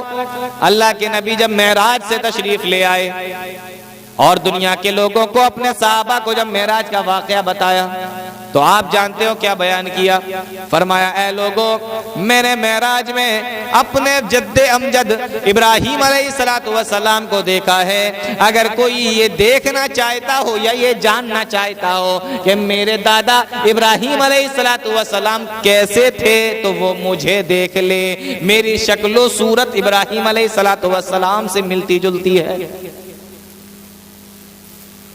میری شکل و صورت ابراہیم علیہ السلام سے ملتی جلتی ہے۔ اگر کوئی یہ جاننا چاہتا ہو کہ ابراہیم علیہ السلام کیسے تھے تو وہ مجھے دیکھ لے۔ جیسے کہا جاتا ہے کہ اگر کوئی یہ دیکھنا چاہتا ہو کہ اللہ کے نبی کیسے تھے تو حسن اور حسین کو دیکھ لے، اسی طریقے سے کہا جاتا ہے اللہ کے نبی فرماتے ہیں کہ اگر کوئی یہ دیکھنا چاہتا ہو کہ ابراہیم کیسے تھے تو وہ مجھے دیکھ لے، میری شکل و صورت سب سے زیادہ ابراہیم علیہ السلام سے ملتی جلتی ہے۔ فرمایا 7ویں آسمان پر ابراہیم علیہ السلام سے ملاقات ہوئی، انہوں نے مجھے دعائیں دی، اور پھر اس کے بعد میں تھوڑا سا آگے بڑھ گیا۔ جب میں تھوڑا سا اور آگے بڑھا 7ویں آسمان پر تو مجھے ایک درخت نظر آیا۔ جب میں اس کے قریب گیا تو میں نے دیکھا وہ بیری کا پیڑ تھا۔ کائے کا پیڑ تھا؟ آم کا نہیں۔ آپ سارے ہو سکتا سوچ رہے ہوں کہ آم کا پیڑ نہیں، موسم چل رہا ہے نا آم کا، من میں خیال آ سکتا ہے۔ بہت سارے لوگ کیرلا اور کرناٹکا سائیڈ کے ہوتے ہیں، ان کے دماغ میں لیچی کا خیال آ سکتا ہے، بہار کے ہوتے ہیں تو لیچی کا خیال آ سکتا ہے، اس علاقے میں وہ چیز بہت پائی جاتی ہے، اپنے اپنے علاقے کے حساب سے لوگوں کو یاد آتا ہے۔ کسان لوگوں سے پوچھو آدم علیہ السلام نے کیا کھایا تھا جنت کے اندر تو کہیں گے گیہوں کھا لیا تھا، اور پھل کی کھیتی کرنے والوں سے پوچھو آدم علیہ السلام نے کیا کھایا تھا جنت کے اندر کہیں گے سیب کھا لیا تھا۔ ہر آدمی اپنے حساب سے سوچتا ہے۔ فرمایا کہ میں جب گیا تو میں نے دیکھا وہاں پر بیری کا پیڑ، بیر کا پیڑ جس کو سدرۃ المنتہا کہا جاتا ہے۔ اللہ کے نبی ارشاد فرماتے ہیں سدرۃ المنتہا اس کو اس لیے کہا جاتا ہے کیونکہ کوئی بھی اس سے آگے نہیں جا سکتا، کوئی بھی اس سے اوپر نہیں جا سکتا، وہ بارڈر ہے، ایک لائن ہے، اس سے اوپر کوئی نہیں جا سکتا، وہ ایک بارڈر ہے، وہ ایک لائن ہے، کوئی بھی اس سے اوپر نہیں جا سکتا، اس کو سدرۃ المنتہا کہا جاتا ہے۔ اور اللہ کو بھی جو بھی چیزیں بتانا ہوتی ہیں یا جو بھی چیزیں دینا ہوتی ہیں وہ وہیں سے دی جاتی ہیں، اس سے اوپر کوئی نہیں جا سکتا، اس کے اوپر اللہ رب العالمین۔ فرمایا جب میں اس کے پاس میں گیا تو میں نے دیکھا اس میں جو پھل آ رہے تھے وہ اتنے بڑے بڑے تھے جیسے مقام ہجر کے مٹکے ہوں۔ اور صحابی بیان کرتے ہیں کہ مقام ہجر میں اتنے بڑے بڑے مٹکے بنائے جاتے تھے جس میں 200 لیٹر پانی ایک بار میں آ جایا کرتا تھا. نہیں سمجھ میں آیا؟ فرمایا اللہ کے نبی فرماتے ہیں اس کا جو پھل تھا وہ اتنا بڑا تھا جیسے مقام ہجر کے مٹکے. اور صحابی بیان کرتے ہیں کہ مقام ہجر میں جو مٹکے بنائے جاتے تھے وہ اتنے بڑے ہوتے تھے کہ اس کے اندر 200-250 لیٹر پانی ایک بار میں آ جایا کرتا تھا. تو آپ اندازہ کر لیجئے کہ وہ پھل کتنے بڑے بڑے ہوں گے. اتنے بڑے بڑے پھل آ رہے تھے. اور پیڑ کا ایک تھا بیر کا پیڑ تھا, بیری کا پیڑ. اللہ کے نبی ارشاد فرماتے ہیں اور پتے اتنے بڑے بڑے تھے اس پیڑ کے کہ جیسے ہاتھی کے کان ہوتے ہیں. اور فرمایا اس کے اوپر میں نے دیکھا کچھ چڑیاں بیٹھی ہوئی تھیں, کچھ تتلیاں بیٹھی ہوئی تھیں. جب میں نے غور سے دیکھا تو ساری چڑیاں اور ساری کی ساری تتلیاں سونے کی تھیں. کیا منظر ہوگا. اتنے بڑے بڑے پھل, ہاتھی کے کان کے برابر پتے, اور اس پر جو تتلیاں اور جو چڑیاں اس پر جو بیٹھی ہوئی ہیں وہ ساری کی ساری سونے کی. کیا خوبصورت منظر ہوگا. آپ اندازہ کیجئے میرے بھائیو. برابر میں بیت المعمور ہے, 70,000 فرشتے چکر لگا رہے ہیں, یہاں پیڑ ہے. اور اللہ کے نبی ارشاد فرماتے ہیں پھر میں نے اس پیڑ کی جڑ کی طرف دیکھا تو 4 نہریں وہاں سے نکل رہی. اللہ کے نبی ارشاد فرماتے ہیں میں نے اس پیڑ کی جڑ میں دیکھا تو 4 نہریں نکل رہی تھیں. 2 نہریں نکلتی ہوئی اور اس کا پانی تو جاتا ہوا بھی دکھائی دے رہا تھا, لیکن 2 نہروں کا پانی جاتا ہوا دکھائی نہیں دے رہا تھا, لیکن نہریں 4 تھیں. اللہ کے نبی ارشاد فرماتے ہیں جن کا پانی دکھائی نہیں دے رہا تھا وہ دونوں نہریں جنت میں جا رہی تھیں, اور جن کا پانی دکھائی دے رہا تھا وہ دونوں نہریں آسمان سے دنیا کے اندر آ رہی تھیں. ہے نا تعجب والا واقعہ ہے نا. ایک بھی چیز ایسی نہیں ہے کہ انسان کا دماغ فوراً ایکسپٹ کر لے کہ ہاں ایسا ہوتا ہے. پورا کا پورا واقعہ عجیب و غریب ہے. سبحان الذی اسری بعبدہ. میں نے پہلے ہی بتایا تھا اللہ نے واقعہ شروع کرنے سے پہلے لفظ ہی ایسا استعمال کیا جو حیرت کے معنی میں استعمال ہوتا ہے, تاکہ لوگ سنیں, دیکھیں, پڑھیں اور ان کو معلوم ہو جائے اللہ رب العالمین نے کتنے زیادہ حیرت انگیز مناظر اپنے نبی جناب محمد رسول اللہ صلی اللہ علیہ وسلم کو دکھا دیا. فرمایا 2 نہریں دکھائی دے رہی تھی, وہ دنیا کے اندر آ رہی تھی. صحابہ نے سوال کر لیا اللہ کے نبی وہ دونوں نہریں کون سی ہیں جو 7ویں آسمان سے دنیا کے اندر آئی؟ اللہ کے نبی فرماتے ہیں پہلی نہر تو دریائے نیل ہے جو مصر کے اندر بہتی ہے, اور دوسری فرات ہے جو عراق کے اندر بہتی ہے. بات سمجھ میں آ رہی ہے آپ لوگوں کے؟ یہ 2 نہریں. اب اس کا کیا کانٹیکٹ ہے, کیا تعلق ہے 7ویں آسمان سے یہاں پر, یہ اللہ رب العالمین جانتا ہے. اور فرمایا جو 2 نہریں جنت کے اندر جا رہی تھیں جڑ سے نکل کر دکھائی نہیں دے رہی تھیں, وہ پہلی تو کوثر ہے اور دوسری سلسبیل ہے. یہ جو 2 نہریں, کوثر کا پانی اللہ رب العالمین میدان محشر ہی میں بندوں کو پلا دے گا, اور اللہ کے نبی ارشاد فرماتے ہیں کہ جس کو بھی وہ پانی پلا دیا جائے گا جنت میں جانے تک اس کو پیاس نہیں لگے گی, اور پھر جب جنت میں پیاس لگے گی تو سلسبیل کا پانی پلایا جائے گا. 4 نہریں نکل رہی. اللہ کے نبی ارشاد فرماتے ہیں کہ پھر میں تھوڑا سا آگے اور بڑھا, جبرائیل امین میرے ساتھ میں تھے, میرا ہاتھ چھوڑ دیا. میں نے کہا جبرائیل کیا معاملہ ہے, میرا ہاتھ چھوڑ کے کہاں چل دیے؟ مجھے گھر سے لے کر بیت المقدس گئے تم میرے ساتھ میں تھے, پہلے آسمان سے لے کر 7ویں آسمان تک تم میرے ساتھ میں رہے, لیکن اب کیا معاملہ ہے جو تم میرا ہاتھ چھوڑ کے جا رہے ہو؟ تو جبرائیل امی کہنے لگے اس سے آگے جانے کی مجھے اجازت نہیں ہے, اس سے آگے اگر میں جاؤں گا تو میرے پروں کو جلا دیا جائے گا, مجھے اس سے آگے جانے کی اجازت نہیں. اللہ کے نبی ارشاد فرماتے ہیں میں تھوڑا اور آگے بڑھا, اور اتنا آگے بڑھا کہ فرشتے جن قلموں کے ذریعے سے عرش پر رکھی ہوئی کتاب میں لکھ رہے تھے اس کے لکھنے سے جو آواز نکلتی ہے، قلم کے چلنے کی جو آواز نکلتی ہے، اللہ کے نبی ارشاد فرماتے ہیں وہ آواز میرے کانوں سے ٹکرا رہی تھی۔ یہ تمام معاملہ اللہ کے نبی جناب محمد رسول اللہ صلی اللہ علیہ وسلم کے ساتھ میں ہوا۔ اللہ کے نبی ارشاد فرماتے ہیں پھر جبرائیل امین کو حکم ہوا، اے جبرائیل یہ میرے مہمان ہیں جناب محمد رسول اللہ صلی اللہ علیہ وسلم جو میرے پاس میں آئے ہیں، اے جبرائیل کچھ کھانے پینے کا سامان لے کر آؤ۔ اللہ کے نبی ارشاد فرماتے ہیں کہ پہلے 2 پیالے میرے سامنے بیت المقدس کے اندر پیش کیے گئے تھے، جس میں ایک کے اندر تو دودھ رکھا ہوا تھا اور ایک میں شراب تھی۔ اللہ کے نبی ارشاد فرماتے ہیں پھر وہاں پر مجھے 3 پیالے پیش کیے گئے۔ کیا پیش کیا گیا؟ کہا پھر وہاں پر مجھے 3 پیالے پیش کیے گئے۔ اللہ کے نبی ارشاد فرماتے ہیں ایک کے اندر شراب، دوسرے کے اندر دودھ اور تیسرے کے اندر شہد رکھا ہوا تھا۔ اللہ کے نبی ارشاد فرماتے ہیں میں نے پھر سے دودھ ہی والا پیالہ اٹھا لیا اور میں نے اس کو پی لیا۔ اللہ کے نبی ارشاد فرماتے ہیں مجھ سے کہا گیا اے نبی آپ نے فطرت کو پسند کیا ہے، اے نبی آپ نے فطرت کو پسند کر لیا ہے، یعنی انسان کے دودھ، یہ جو دودھ ہے یہ انسان کی فطرت کے اندر ڈالا گیا ہے اور اسی سے انسان کی نشو و نما ہوتی ہے۔ اللہ کے نبی ارشاد فرماتے ہیں پھر اللہ رب العالمین نے وہاں پر مجھے چند تحفے دیے۔ کھانا پینا ہو گیا اللہ کے پاس، اب دیکھو تحفے ملنے کی باری آئی۔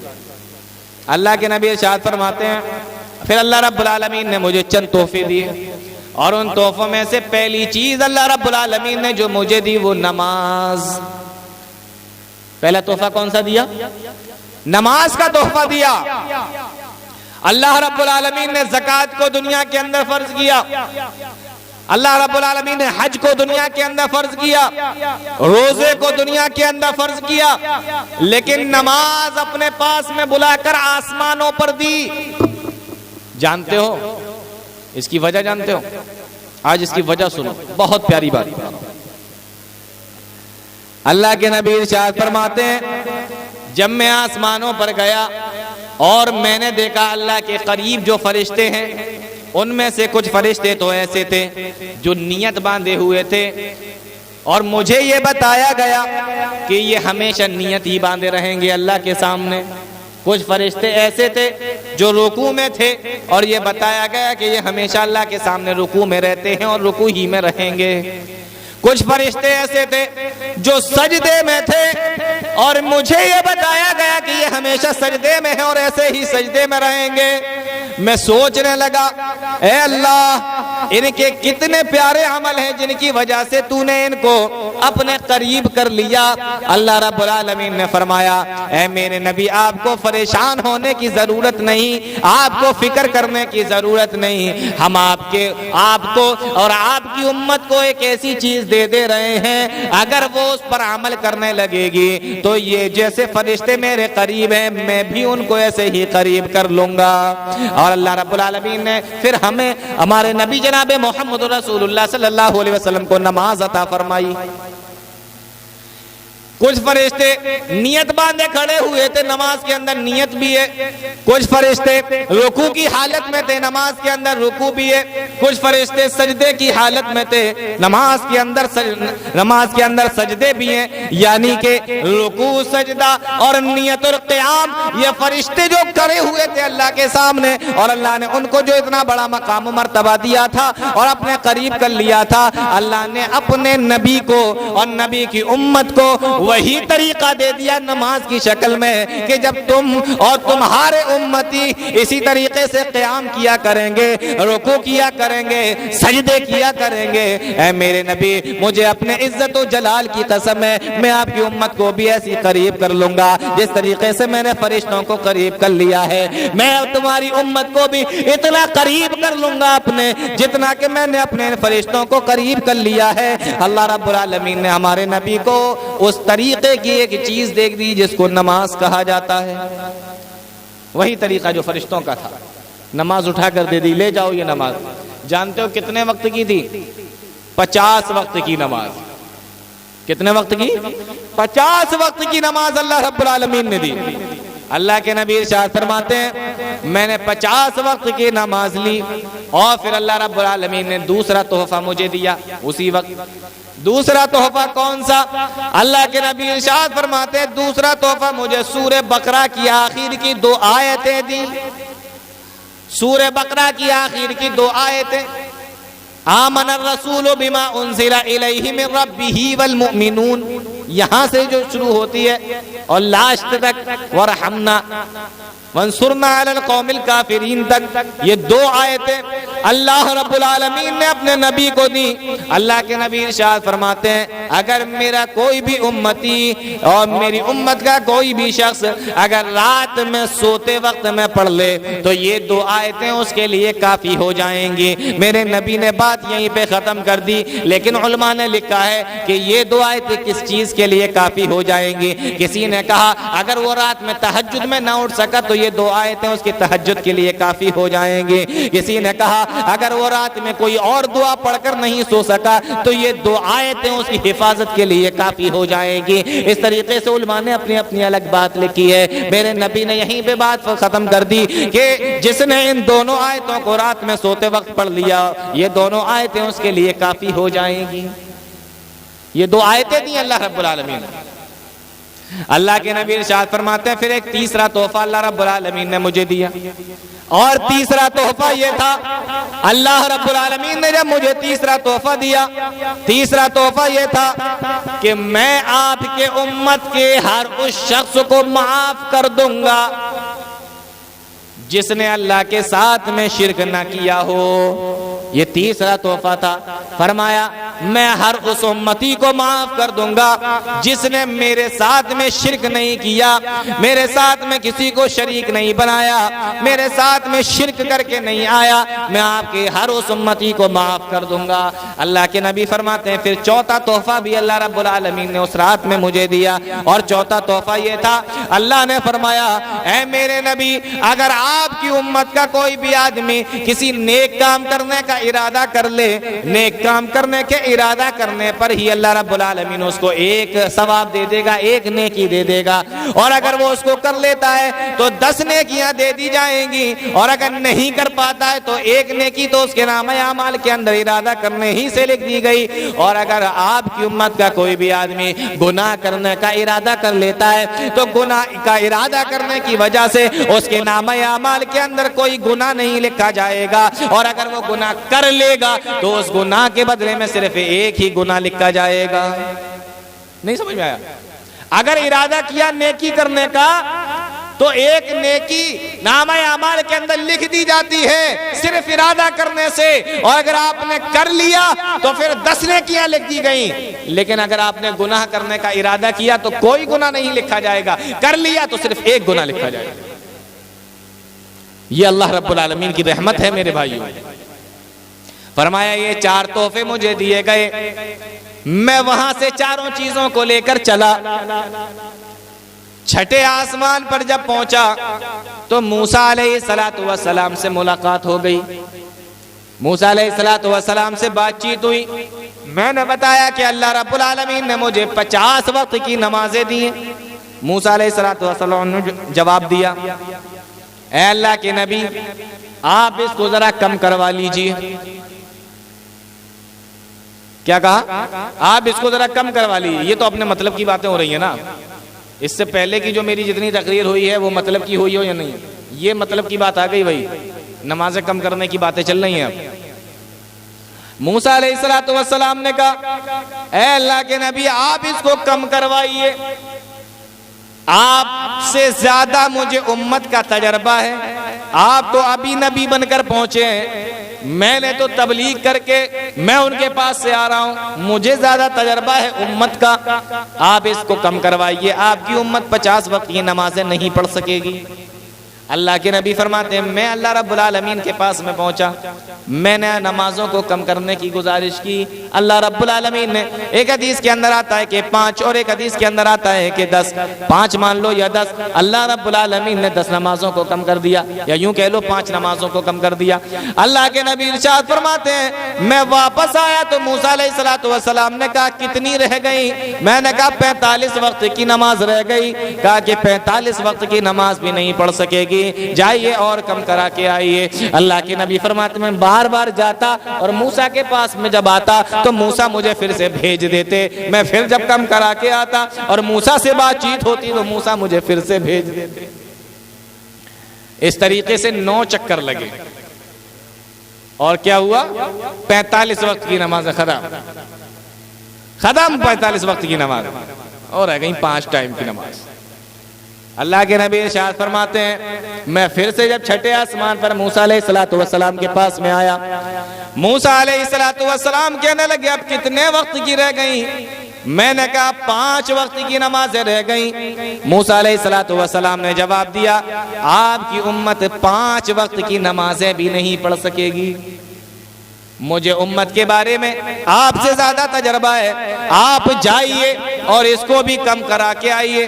اللہ کے نبی جناب محمد رسول اللہ صلی اللہ علیہ وسلم جواب دیتے ہیں کہ اب مجھے اپنے رب کے سامنے جاتے ہوئے شرم آتی ہے، اب مجھے نمازوں کو کم کراتے ہوئے شرم آتی ہے، اب میں نہیں جا سکتا، یہ جو رہ گئی ہیں بس اتنا ہی رہنے دو۔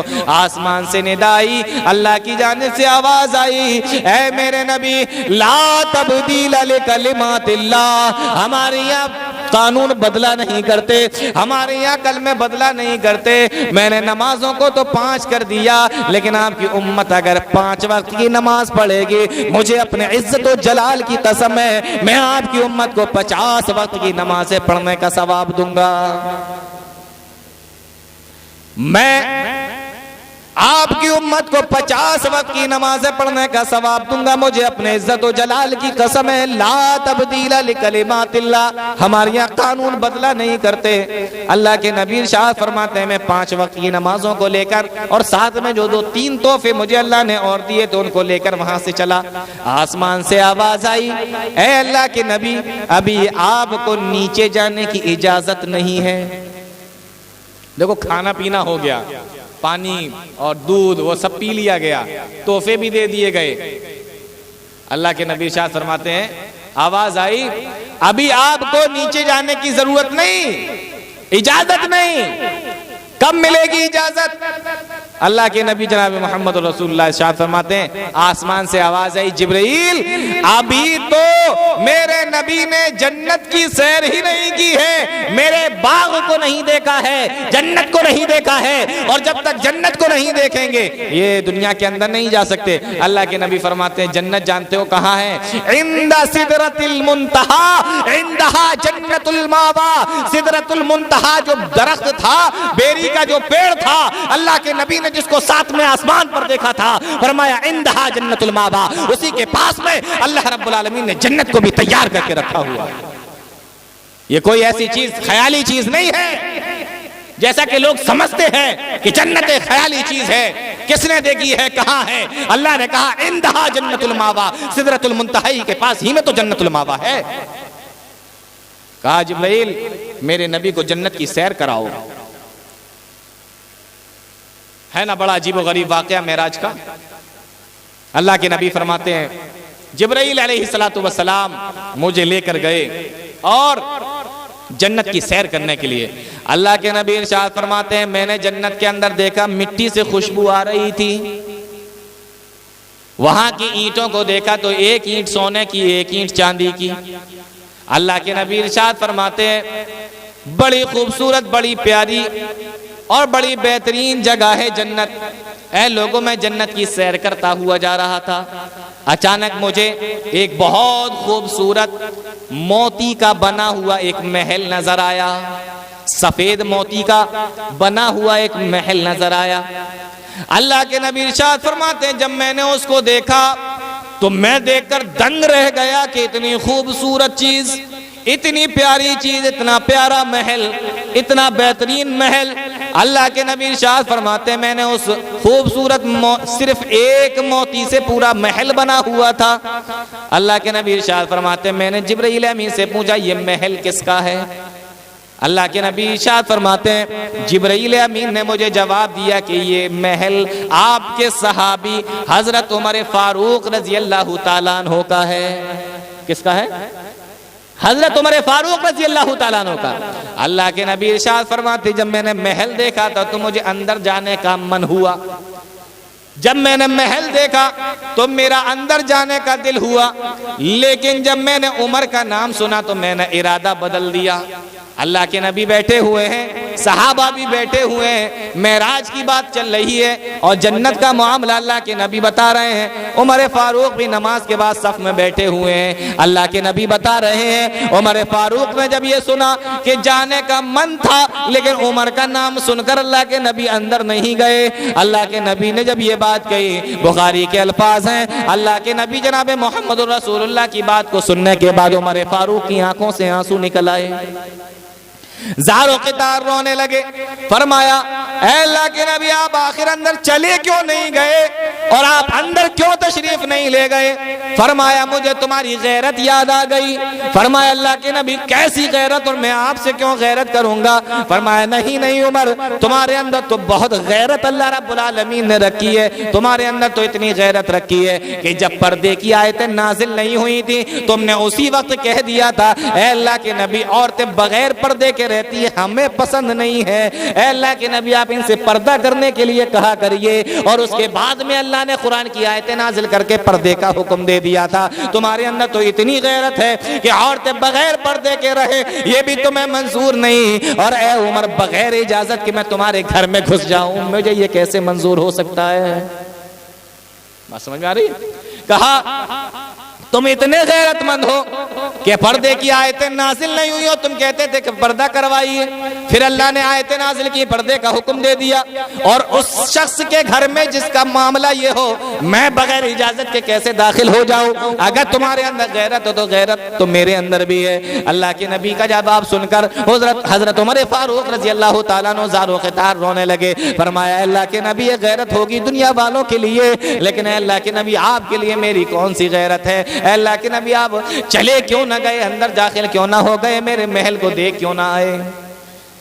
اللہ کے نبی ارشاد فرماتے ہیں جبرائیل امین پھر مجھے اور آگے لے کر گئے.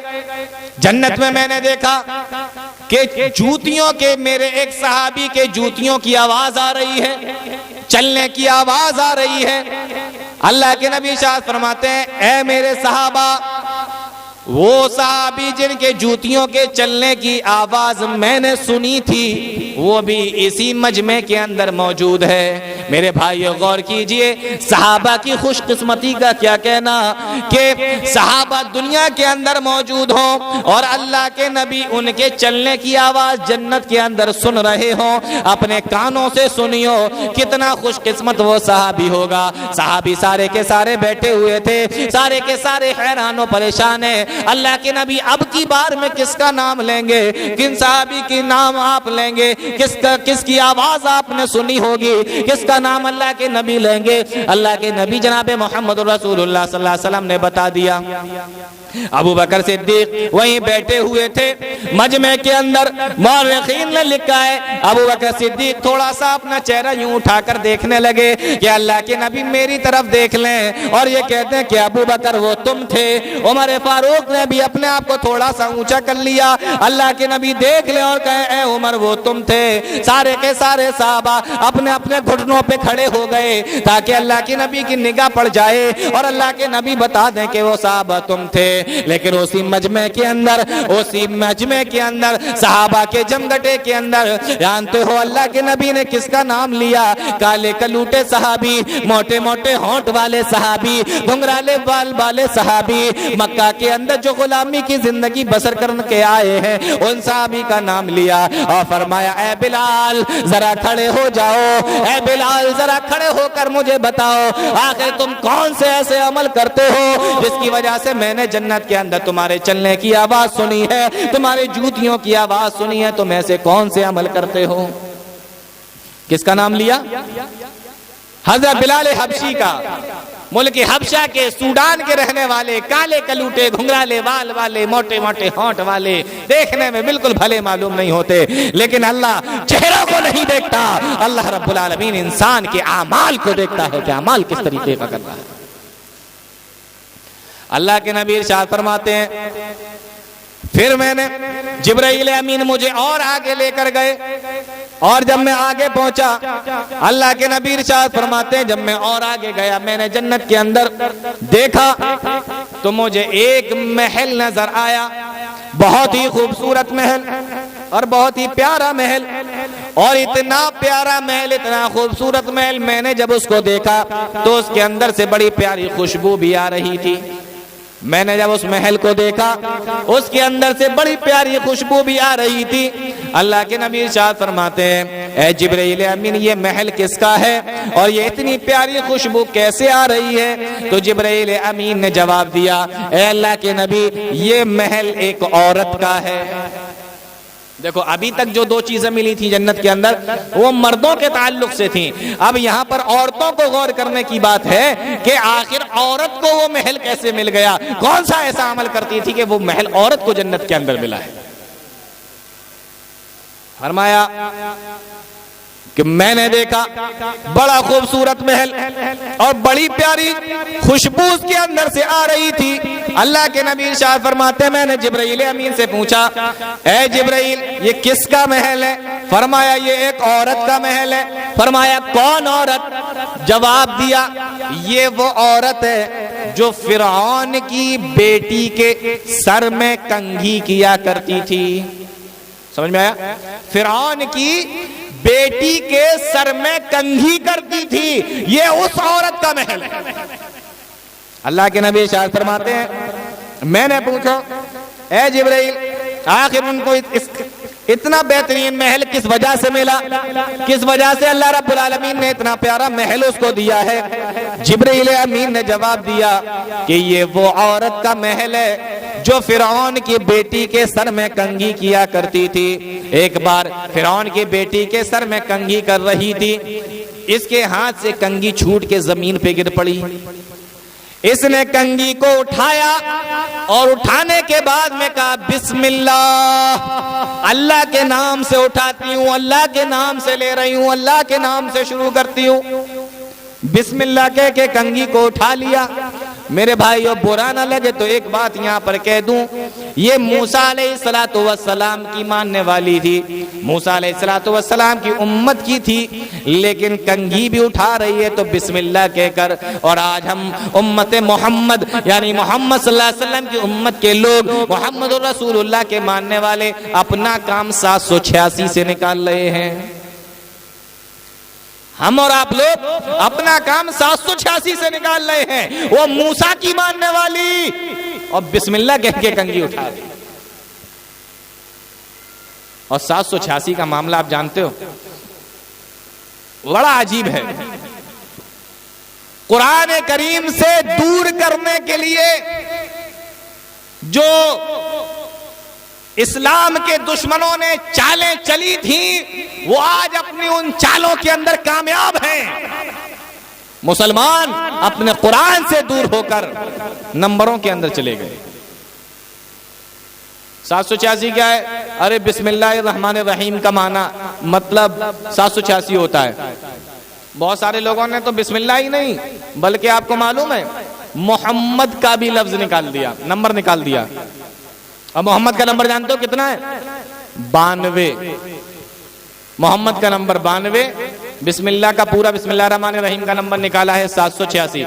آپ ان سے کہیے بھائی یہ کیا ہے؟ آپ درود شریف تو ایسے نہیں پڑھتے اللہم صلی علی 92 وعلی آل 92، ایسے تو کوئی درود شریف نہیں پڑھتا۔ نہ نماز کے اندر کوئی ایسے کھڑا ہوتا ہے کہ اللہ اکبر کہہ کے اس نے نیت باندھ لی اور پھر وہ کہے اعوذ باللہ من الشیطان الرجیم 786 الحمدللہ رب العالمین، ایسے بھی کوئی نہیں پڑھتا۔ اور اگر معاملہ ایسا ہی ہو جائے 786 والا کہ تو پھر سارے قرآن کے نمبر نکال لو، پھر تو کچھ پڑھنے کی ضرورت ہی نہیں ہے۔ آپ آئیے اللہ اکبر کہہ کے نیت باندھیے اور اعوذ باللہ من الشیطان الرجیم کا بھی نمبر نکال لو۔ مثال کے طور پر اگر اعوذ باللہ من الشیطان الرجیم کا نمبر 8000 نکلا تو آپ کہیے 8000 8,000, اس کے بعد میں کہیے 786, اور سورہ فاتحہ کا نمبر اگر 1,00,000 نکلا تو آپ کہیے 1,00,000, یعنی آپ نے نماز شروع کری 8,786, 1,00,000, اور فٹاک سے اللہ اکبر کے رکوع میں چلے گئے. یہ تو ہو جائے گا نماز کا طریقہ. نہ ہلدی لگے گی، نہ فٹکری، اور بریانی تیار. سمجھ رہے ہیں کہ نہیں؟ کچھ نہیں ہوگا. اور پھر حافظوں کو بڑی آسانی ہو جائے گی نماز کے اندر.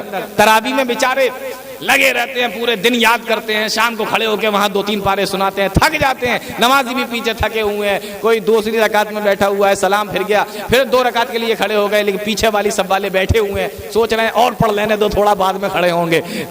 یہ سب چلتا رہتا ہے نماز کی تراویح کے معاملے میں. تو سب کو آسانی ہو جائے گی. بس ایک آدمی کھڑا ہوگا، کیلکولیٹر پہلے سے کر کے آئے گا، وہ پورے قرآن کے نمبر نکال کے آئے، اور فٹاک سے 3 لاکھ 4 لاکھ 8 لاکھ 10 لاکھ بس سنایا اس نے، اور پوری تراویح پوری نماز. ہٹاؤ بھائی مٹھائی بانٹ دو، ہو گئی ختم. بڑا مسئلہ ہو جائے گا. اللہ کے بندو غور کرو، نبی کا نمبر کیا نکالا؟ محمد کا نمبر 92 نکالا. میں آپ سے سوال کرتا ہوں، اگر مثال کے طور پہ کسی کا نام ارشاد ہے اور اس کا نمبر 420 نکلتا ہے، مثال کے طور پہ میں کہہ رہا ہوں، میں نے جوڑا نہیں ہے، اگر کسی کا نمبر ارشاد ہے اور اس کا نمبر 420 نکلتا ہے، اس کو بتاؤ 420 ادھر آؤ، اچھا لگے گا؟ اگر کسی کا نام مان لو اس کا نام ارشاد اور اس کے والد کا نام دلشاد ہے، اب آپ اس سے کہو 420 بن 820 ادھر آؤ، پھر تو نکاح کام میں سب بڑی آسانی ہو جائے. بھائی آپ کی بیٹی ہے، کیا نام ہے؟ اچھا 325. آپ کی بیٹی کا نام 325. نکاح کس کے ساتھ میں ہو رہا ہے؟ 728 کے ساتھ. واہ کیا بات، بڑی آسانیاں ہو جائیں گی. بتائیے آپ کو اگر کوئی اس طریقے سے بلائے، اور 445 ادھر آؤ، 825 ادھر آؤ، اچھا لگے گا؟ نہیں لگے گا نا. جب تمہیں اپنے لیے اچھا نہیں لگتا تو نبی کے لیے کیسے تم برداشت کر لیتے ہو؟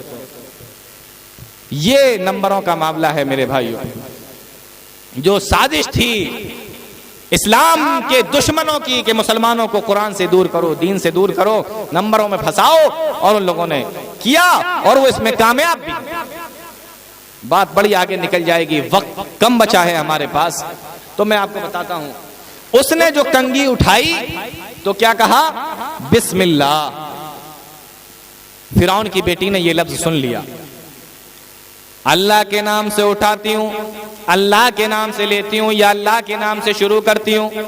فرعون کی بیٹی نے یہ لفظ سن لیا، کہا یہ اللہ کون ہے؟ کہنے لگی یہ اللہ کون ہے، کس کے نام سے تم نے اٹھایا؟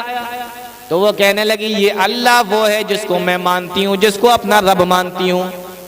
کہا رب تو میرا باپ ہے، معبود تو میرا باپ ہے، سارے لوگ تو اسی کو رب سمجھتے ہیں، اسی کو معبود سمجھتے ہیں. کہنے لگی نہیں، اللہ وہ ہے جو تیرے باپ کا بھی رب ہے، جو تیرے باپ کا بھی معبود ہے. فرعون کی بیٹی کہنے لگی کیا مطلب تو میرے باپ کو رب نہیں سمجھتی، میرے باپ کو معبود نہیں سمجھتی؟ کہا نہیں، میں اس کو رب سمجھتی ہوں، اس کو معبود سمجھتی ہوں جو تیرے باپ کا بھی رب ہے، جو تیرے باپ کا بھی معبود ہے. کہنے لگی باز آ جا، مان جا، ورنہ اپنے باپ سے جا کے شکایت کر دوں گی. کہنے لگی کہ تو جا کے شکایت کر دے، لیکن جو ایمان میرے دل کے اندر ہے وہ نکل نہیں سکتا. یہ گئی اور جا کر اس نے جا کے شکایت کر دی. فرعون نے بلایا اور اپنے سامنے لا کے کھڑا کر دیا. پورا لشکر فرعون کا موجود ہے، وزیر بھی ہیں، مشیر بھی ہیں، جلاد بھی ہیں، سارے کے سارے لوگ کھڑے ہوئے، اور یہ عورت تنے تنا سامنے کھڑی ہوئی ہے. شوہر کا انتقال ہو چکا ہے، 3 چھوٹے چھوٹے بچے ہیں، وہ بھی ساتھ میں سامنے کھڑے ہوئے ہیں. فرعون کہنے لگا کہ مان جا، باز آ جا، ورنہ تو جانتی ہے میں کیا عذاب دے سکتا ہوں اور کون کون سے عذاب دیتا ہوں. اور آپ کو معلوم ہے فرعون کتنا بڑا جلاد آدمی تھا.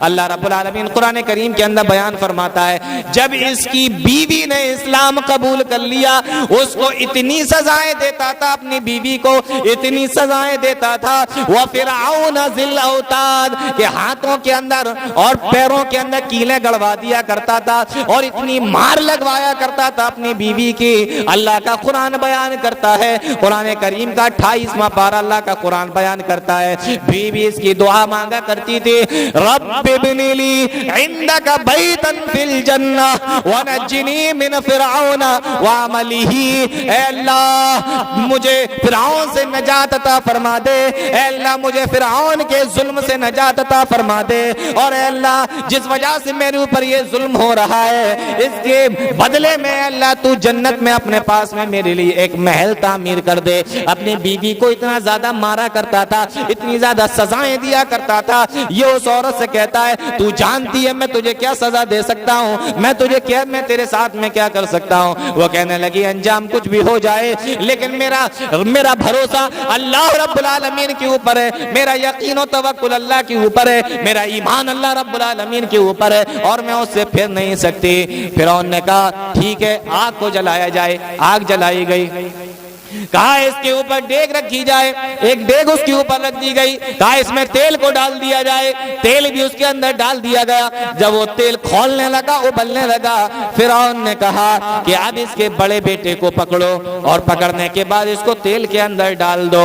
جلاد آگے بڑھے اور آگے بڑھ کے بیٹوں کو پکڑ لیا۔ فرعون کہنے لگا رک جاؤ اے عورت، اب بھی مان جا، اب بھی باز آ جا، اب بھی تو انکار کر دے اللہ کا، اور اللہ کا انکار کر کے میرے سامنے جھک جا، مجھے معبود مان لے، مجھے رب مان لے۔ اللہ کے نبی ارشاد فرماتے ہیں، جبریل امین بتا رہے ہیں کیا معاملہ ہوا تھا۔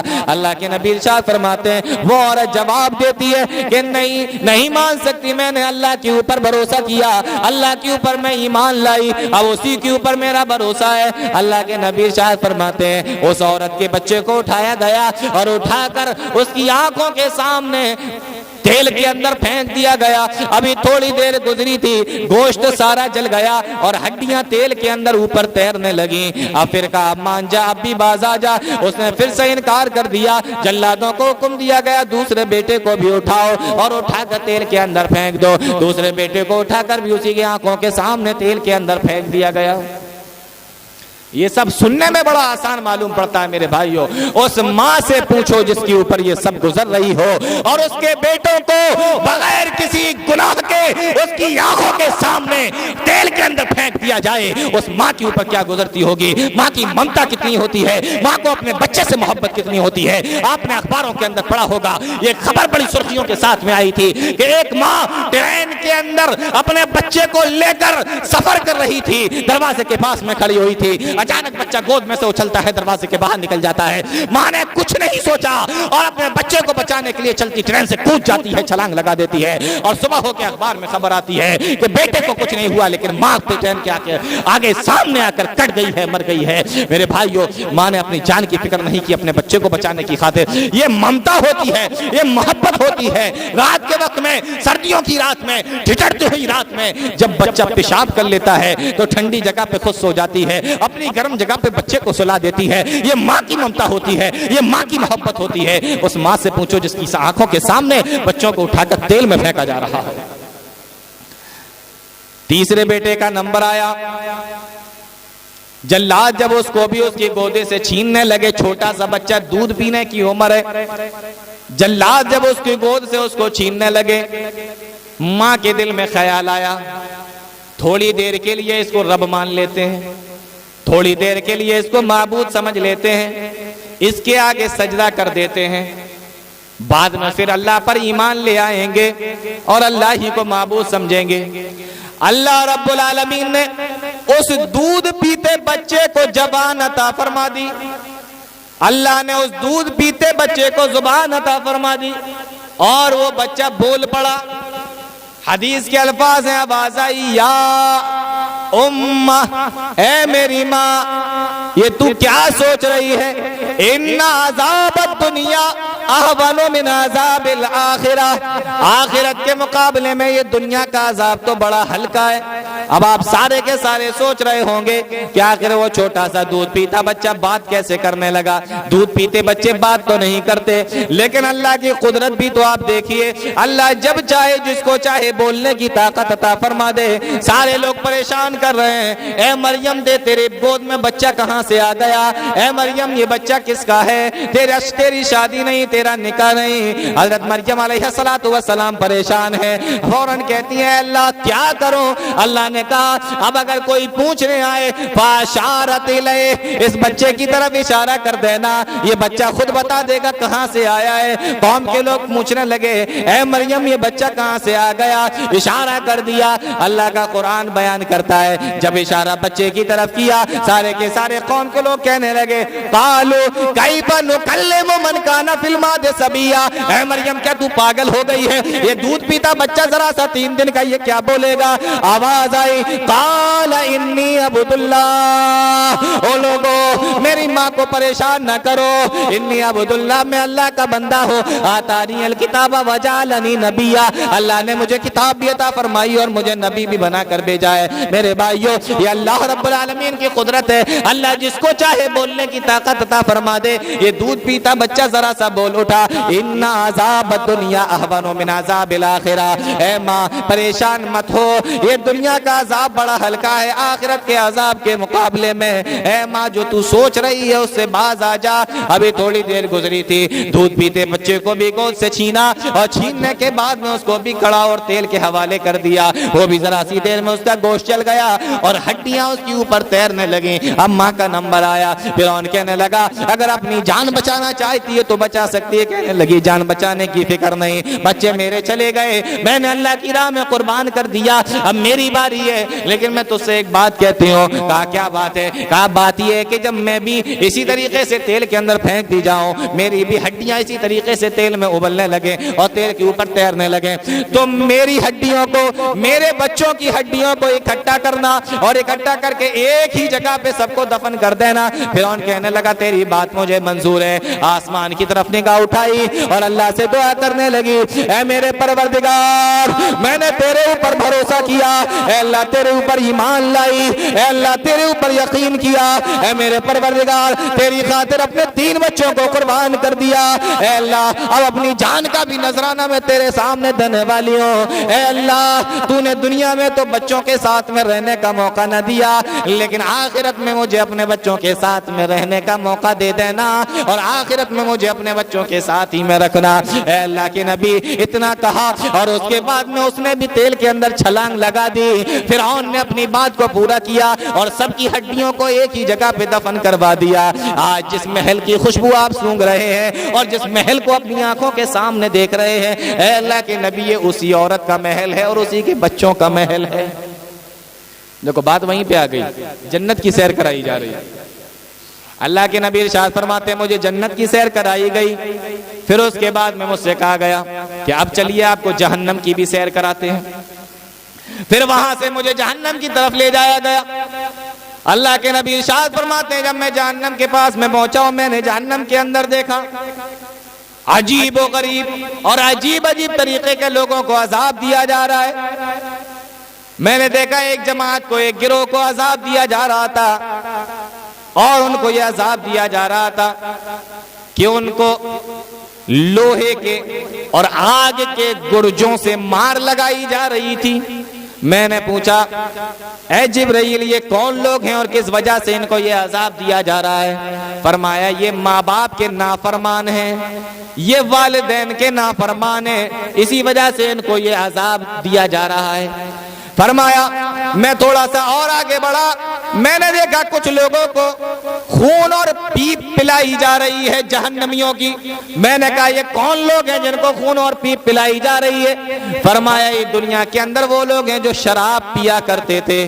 اللہ کے نبی فرماتے میں تھوڑا سا اور آگے بڑھا، آگے دیکھا، میں نے دیکھا کہ کچھ لوگ ہیں جن کو سڑا ہوا بدبودار گوشت کھلایا جا رہا ہے۔ پوچھا اے جبرائیل یہ کون لوگ ہیں اور کس وجہ سے ان کو یہ عذاب دیا جا رہا ہے؟ فرمایا یہ آپ کی امت کے وہ لوگ ہیں جو دنیا کے اندر غیبتیں کیا کرتے تھے۔ فرمایا میں تھوڑا سا اور آگے بڑھا، اور آگے بڑھنے کے بعد میں نے دیکھا ایک جگہ ہانڈی میں اچھا گوشت رکھا ہوا ہے اور دوسری جگہ ہانڈی میں سڑا ہوا گوشت رکھا ہوا ہے، اور کچھ مرد آئے کچھ عورتیں آئیں، وہ اچھا گوشت کھانا چاہتی ہیں لیکن ان کو سڑا ہوا بدبودار گوشت کھلایا جا رہا ہے۔ اللہ کے نبی فرماتے ہیں آخر ان کو یہ عذاب کیوں دیا جا رہا ہے اور یہ کون لوگ ہیں؟ فرمایا اے اللہ کے نبی یہ آپ کی امت کے وہ لوگ ہیں جو دنیا کے اندر زنا کیا کرتے تھے، یہ وہ عورتیں جو اپنے شوہروں کے علاوہ دوسروں کے ساتھ میں زنا کرتی تھیں، اور یہ وہ مرد ہیں جو اپنی بیویوں کو چھوڑ کر دوسروں کی عورتوں کے ساتھ میں زنا کرتے تھے۔ تو آج اچھا گوشت ان کے سامنے رکھتا ہے لیکن یہ نہیں نہیں کھا سکتے، سڑا ہوا گوشت ان کو کھلایا جا رہا ہے۔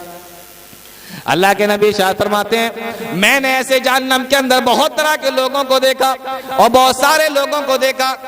اللہ کے نبی ارشاد فرماتے ہیں میں نے جہنم کے اندر ایسے لوگوں کو بھی دیکھا جن کو ایک سوراخ کے اندر سے داخل کیا جا رہا تھا۔ فرمایا اللہ کے نبی ارشاد فرماتے ہیں جبرائیل یہ کون ہے اور کس وجہ سے اس کو اس سوراخ کے اندر ڈالا جا رہا ہے؟ فرمایا یہ دنیا کے اندر بہت بڑی بڑی باتیں مارا کرتا تھا، اس وجہ سے اس کو یہ عذاب دیا جا رہا ہے۔ اللہ کے نبی ارشاد فرماتے ہیں میں اور آگے بڑھا، آگے بڑھنے کے بعد میں نے دیکھا ایک گروہ ہے جس کو آگ کے اندر آگ کے جبڑے اور آگ کے آنکڑے اس کے جبڑوں میں ڈال دیے گئے، ان کو چیرا جا رہا ہے۔ پوچھا اے جبرائیل یہ کون ہے، کس وجہ سے عذاب دیا جا رہا ہے؟ فرمایا یہ دنیا کے اندر جھوٹ بولا کرتا تھا۔ اللہ کے نبی ارشاد فرماتے ہیں اس طریقے سے میں نے بہت سارے لوگوں کو دیکھا، جب جنت کی سیر کر لی، جہنم کو بھی دیکھ لیا، اللہ کی طرف سے اجازت ہو گئی اے جبرائیل اب لے جاؤ میرے نبی کو اور دنیا کے اندر چھوڑ کر آؤ۔ دیکھو یہ سارا معاملہ معراج میں چل رہا ہے۔ فرمایا اب لے جاؤ اور میرے نبی کو دنیا کے اندر چھوڑ کر آؤ۔ اللہ کے نبی ارشاد فرماتے ہیں وہاں سے جبرائیل امین مجھے لے کر چلے، میں نے راستے میں دیکھا کہ مکہ کے لوگوں کا ایک قافلہ جو مکہ کی طرف ملک شام سے لوٹ کے آ رہا تھا، ان کا اونٹ کھو گیا تھا اور وہ اپنے اونٹ کی وجہ سے پریشان تھے۔ میں نے ایک قافلے کو دیکھا اور پھر وہاں سے اس قافلے کو دیکھ کر میں آگے چلا آیا۔ اللہ کے نبی ارشاد فرماتے ہیں مجھے رات کے وقت میں جبرائیل امین مجھے میرے بستر پہ چھوڑ گئے اور چلے گئے۔ صبح کا وقت ہوا، اللہ کے نبی جناب محمد رسول اللہ صلی اللہ علیہ وسلم بیٹھے ہوئے تھے۔ ام ہانی بیان کرتی ہیں میں نے نبی کا چہرہ دیکھا اداس ہے، کہا اے اللہ کے نبی کیا بات ہے آپ سو کے اٹھے اداس بیٹھے ہوئے ہیں؟ ام ہانی کو پورا واقعہ اللہ کے نبی نے بیان فرمایا کہ یہ معاملہ ہو گیا۔ ام ہانی جواب دیتی ہیں اے اللہ کے نبی مکہ کے لوگوں کو یہ بات مت بتائیے گا، وہ تو پہلے ہی سے آپ کا مذاق اڑایا کرتے ہیں، اگر یہ بات ان کو پتہ چل جائے گی تو وہ اور آپ کا مذاق بنائیں گے۔ مذاق نہیں بنائیں گے۔ مکہ سے اگر بیت المقدس جانا ہو تو 40 دن لگاتار سفر کرنا پڑتا تھا جب ایک آدمی مکہ سے فلسطین اور بیت المقدس پہنچتا تھا۔ اللہ کے نبی کہہ رہے ہیں کہ میں راتوں رات بیت المقدس گیا اور آسمانوں پر گیا، جنت کی سیر کی، جہنم کو دیکھا اور پھر مکہ کے اندر آ گیا۔ ام ہانی کہتی ہیں مت بتائیے گا۔ صبح کا وقت ہے، اللہ کے نبی جناب محمد رسول اللہ دروازے کے باہر بیٹھے ہوئے اپنے گھر کے۔ اب وہاں سے جانتے ہو کون گزرا؟ ابو جہل کا گزر ہوا۔ ابو جہل کا گزر ہوا، ابو جہل کا وہاں سے گزر ہوا۔ ابو جہل نے دیکھا اللہ کے نبی جناب محمد رسول اللہ صلی اللہ علیہ وسلم اداس بیٹھے ہوئے ہیں، کہا کیا بات ہے؟ اللہ کے نبی نے پورا واقعہ ابو جہل کو سنا دیا، کہا کہ اس طریقے سے مجھے معراج ہوئی۔ ابو جہل کو اپنے کانوں پہ یقین نہیں ہوا، کہنے لگا کیا سچ کہہ رہے ہو؟ کہا کہ ہاں۔ کہا بیت المقدس ہو یا؟ کہا ہاں ہوا۔ کہا آسمانوں پہ بھی چلے گئے؟ کہا وہاں بھی چلے گئے۔ کہا جنت بھی دیکھ لی؟ کہا جنت بھی چلی گئی۔ اب ابو جہل جانتے ہو کیا کہتا ہے؟ بس بس بس بس جو بات مجھے بتائی ہے نا میں مکہ کے لوگوں کو لے کر آؤں، ان کو بتاؤ گے؟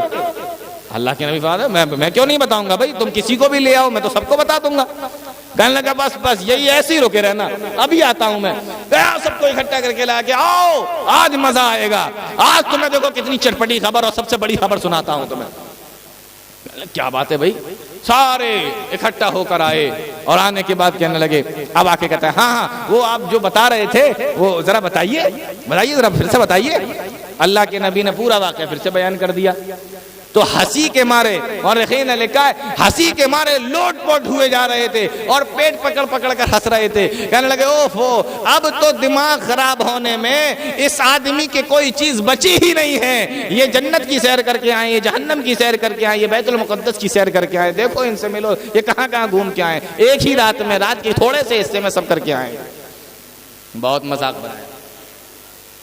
کہنے لگے آج موقع ہے ایمان کو ناپنے کا، آج موقع ہے ایمان کو ناپنے کا۔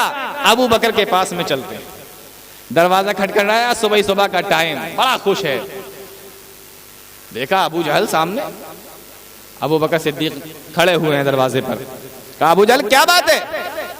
کہنے لگا ایک مسئلہ ہے، بولو کیا بات ہے؟ کہنے لگے اگر یہ بتائیے، اگر آپ سے میں یہ کہوں کہ ایک آدمی یہ کہہ رہا ہے کہ میں رات ہی رات بیت المقدس گیا، آسمانوں پر گیا، جنت کو دیکھا، جہنم کو دیکھا، سب دیکھ کے آیا ہوں، مانو گے؟ ابو بکر صدیق کہنے لگے نہیں، میں نہیں مان سکتا۔ کیسے مان سکتا ہوں؟ جہاں پہ جانے میں 40 دن لگتے ہوں، رات ہی رات میں کوئی آدمی کیسے دیکھ سکتا ہے؟ کہنے لگے سنو، انہوں نے کہا ہے جس کو تم نے نبی مانا ہے، انہوں نے بتایا جن کو تم محمد کہتے ہو، جن کو تم اللہ کا رسول سمجھتے ہو، انہوں نے یہ ساری بات بتائی۔ ابو بکر صدیق کہنے لگے اچھا انہوں نے کہا ہے؟ کہا کہ میں مانتا ہوں۔ انہوں نے کہا میں مانتا ہوں۔ کہا مانتے ہو؟ کہا سچے دل کے ساتھ میں مانتا ہوں۔ اگر انہوں نے کہا تو مجھے یقین ہے وہ آج کی رات معراج پہ گئے تھے، جنت اور جہنم اور ساری چیزوں کی سیر کر کے آئے ہیں، میں مانتا ہوں۔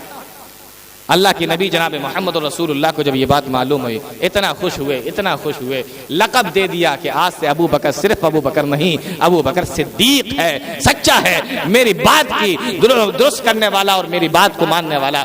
آج سے ابو بکر صرف ابو بکر نہیں بلکہ ابو بکر صدیق ہے۔ تو میرے بھائیوں، جس نے اس واقعے کو مانا وہ صدیق کہلایا، اور جس نے نہیں مانا وہ ابو جہل کہلایا۔ جانتے ہو اتنا حیرت انگیز اور اتنا عجیب و غریب واقعہ جو عقل سے بالکل پرے ہے، لیکن ہمارے نبی جناب محمد الرسول اللہ صلی اللہ علیہ وسلم کی شان ہے، آپ کی عظمت ہے، آپ کی فضیلت ہے۔ اللہ رب العالمین نے یہ واقعہ آپ کو دکھایا۔ مکہ کے لوگ سوچنے لگے کہ کسی بھی طریقے سے تکذیب کی جائے، جھٹلایا جائے۔ اب آ گئے امتحان لینے۔ جیسے ہمارے یہاں بہت سارے لوگوں کا حال ہوتا ہے، مولویوں کو جانچنے کے لیے سوال جواب کرتے ہیں۔ دیکھیں مولوی کتنا پڑھا لکھا ہے، مولوی کتنا پڑھا لکھا ہے، مولویوں کو جانچنے اور پرکھنے کے لیے سوال جواب کرنے آ جاتے ہیں۔ بہت سارے لوگ کہتے ہیں یہ بتائیے حضرت آدم علیہ السلام اور حضرت حوا علیہ السلام کا نکاح کس نے پڑھایا؟ اب بتاؤ مولوی ڈھونڈنے جائے کہ نکاح کس نے پڑھایا؟ کوئی آئے گا، کوئی کہے گا موسیٰ علیہ السلام کی امی کا نام بتائیے۔ اگر ایسا معلوم ہوتا ہے جیسے اگر ان کو موسیٰ کی امی کا نام نہیں پتا ہوگا تو جہنم میں بھیج دیا جائے گا، ہے نا؟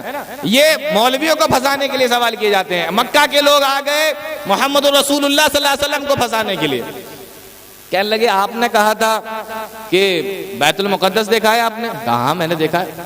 کہا کہ اچھا بتاؤ، اگر آپ نے بیت المقدس دیکھا ہے تو بیت المقدس کے اندر کتنے دروازے ہیں، کتنی کھڑکیاں ہیں، کتنے گنبد ہیں، کتنی محراب ہیں، کون سا پتھر کہاں لگا ہوا ہے، بتاؤ ساری چیزیں۔ اللہ کے نبی ارشاد فرماتے میں نے ایک بار دیکھا تھا، تھوڑی سی دیر کے لیے دیکھا تھا، رات کے وقت میں دیکھا تھا۔ بہت سارے لوگ یہاں 10 15 سال سے پرانے نمازی ہوں گے، ابھی میں ان سے سوال کروں آپ کی مسجد میں پنکھے کتنے ہیں تو گننے لگیں گے کتنے پنکھے، ابھی معلوم نہیں ہوں گے پنکھے کتنے، اور 10 15 سال سے اسی مسجد میں نماز پڑھ رہے ہوں گے۔ میں پوچھ لوں کہ اس مسجد میں پنکھے کتنے ہیں تو پتہ نہیں ہوگا پنکھے کتنے۔ تو جس نے اتنی سی دیر کے لیے دیکھا ہو اسے کیسے یاد ہوگا؟ مسلم شریف کی روایت ہے فَقَرَبْتُ قُرْبَةً مَا قَرَبْتُ مِثْلَهُ قَطٌّ۔ اللہ کے نبی فرماتے مجھے اتنی تکلیف ہوئی ان کے سوال سے کہ اس سے زیادہ تکلیف مجھے کبھی ہوئی نہیں تھی، اور تکلیف اس لیے تھی کہ اگر میں نہیں بتا سکا تو کہیں گے کہ محمد جھوٹا ہے، اور اگر انہوں نے مجھے جھوٹا ثابت کر دیا تو میرا دین، میرا اسلام اور میرے ماننے والے ان کے اوپر کیا گزرے گا، سب کچھ جھوٹا ٹھہر جائے گا۔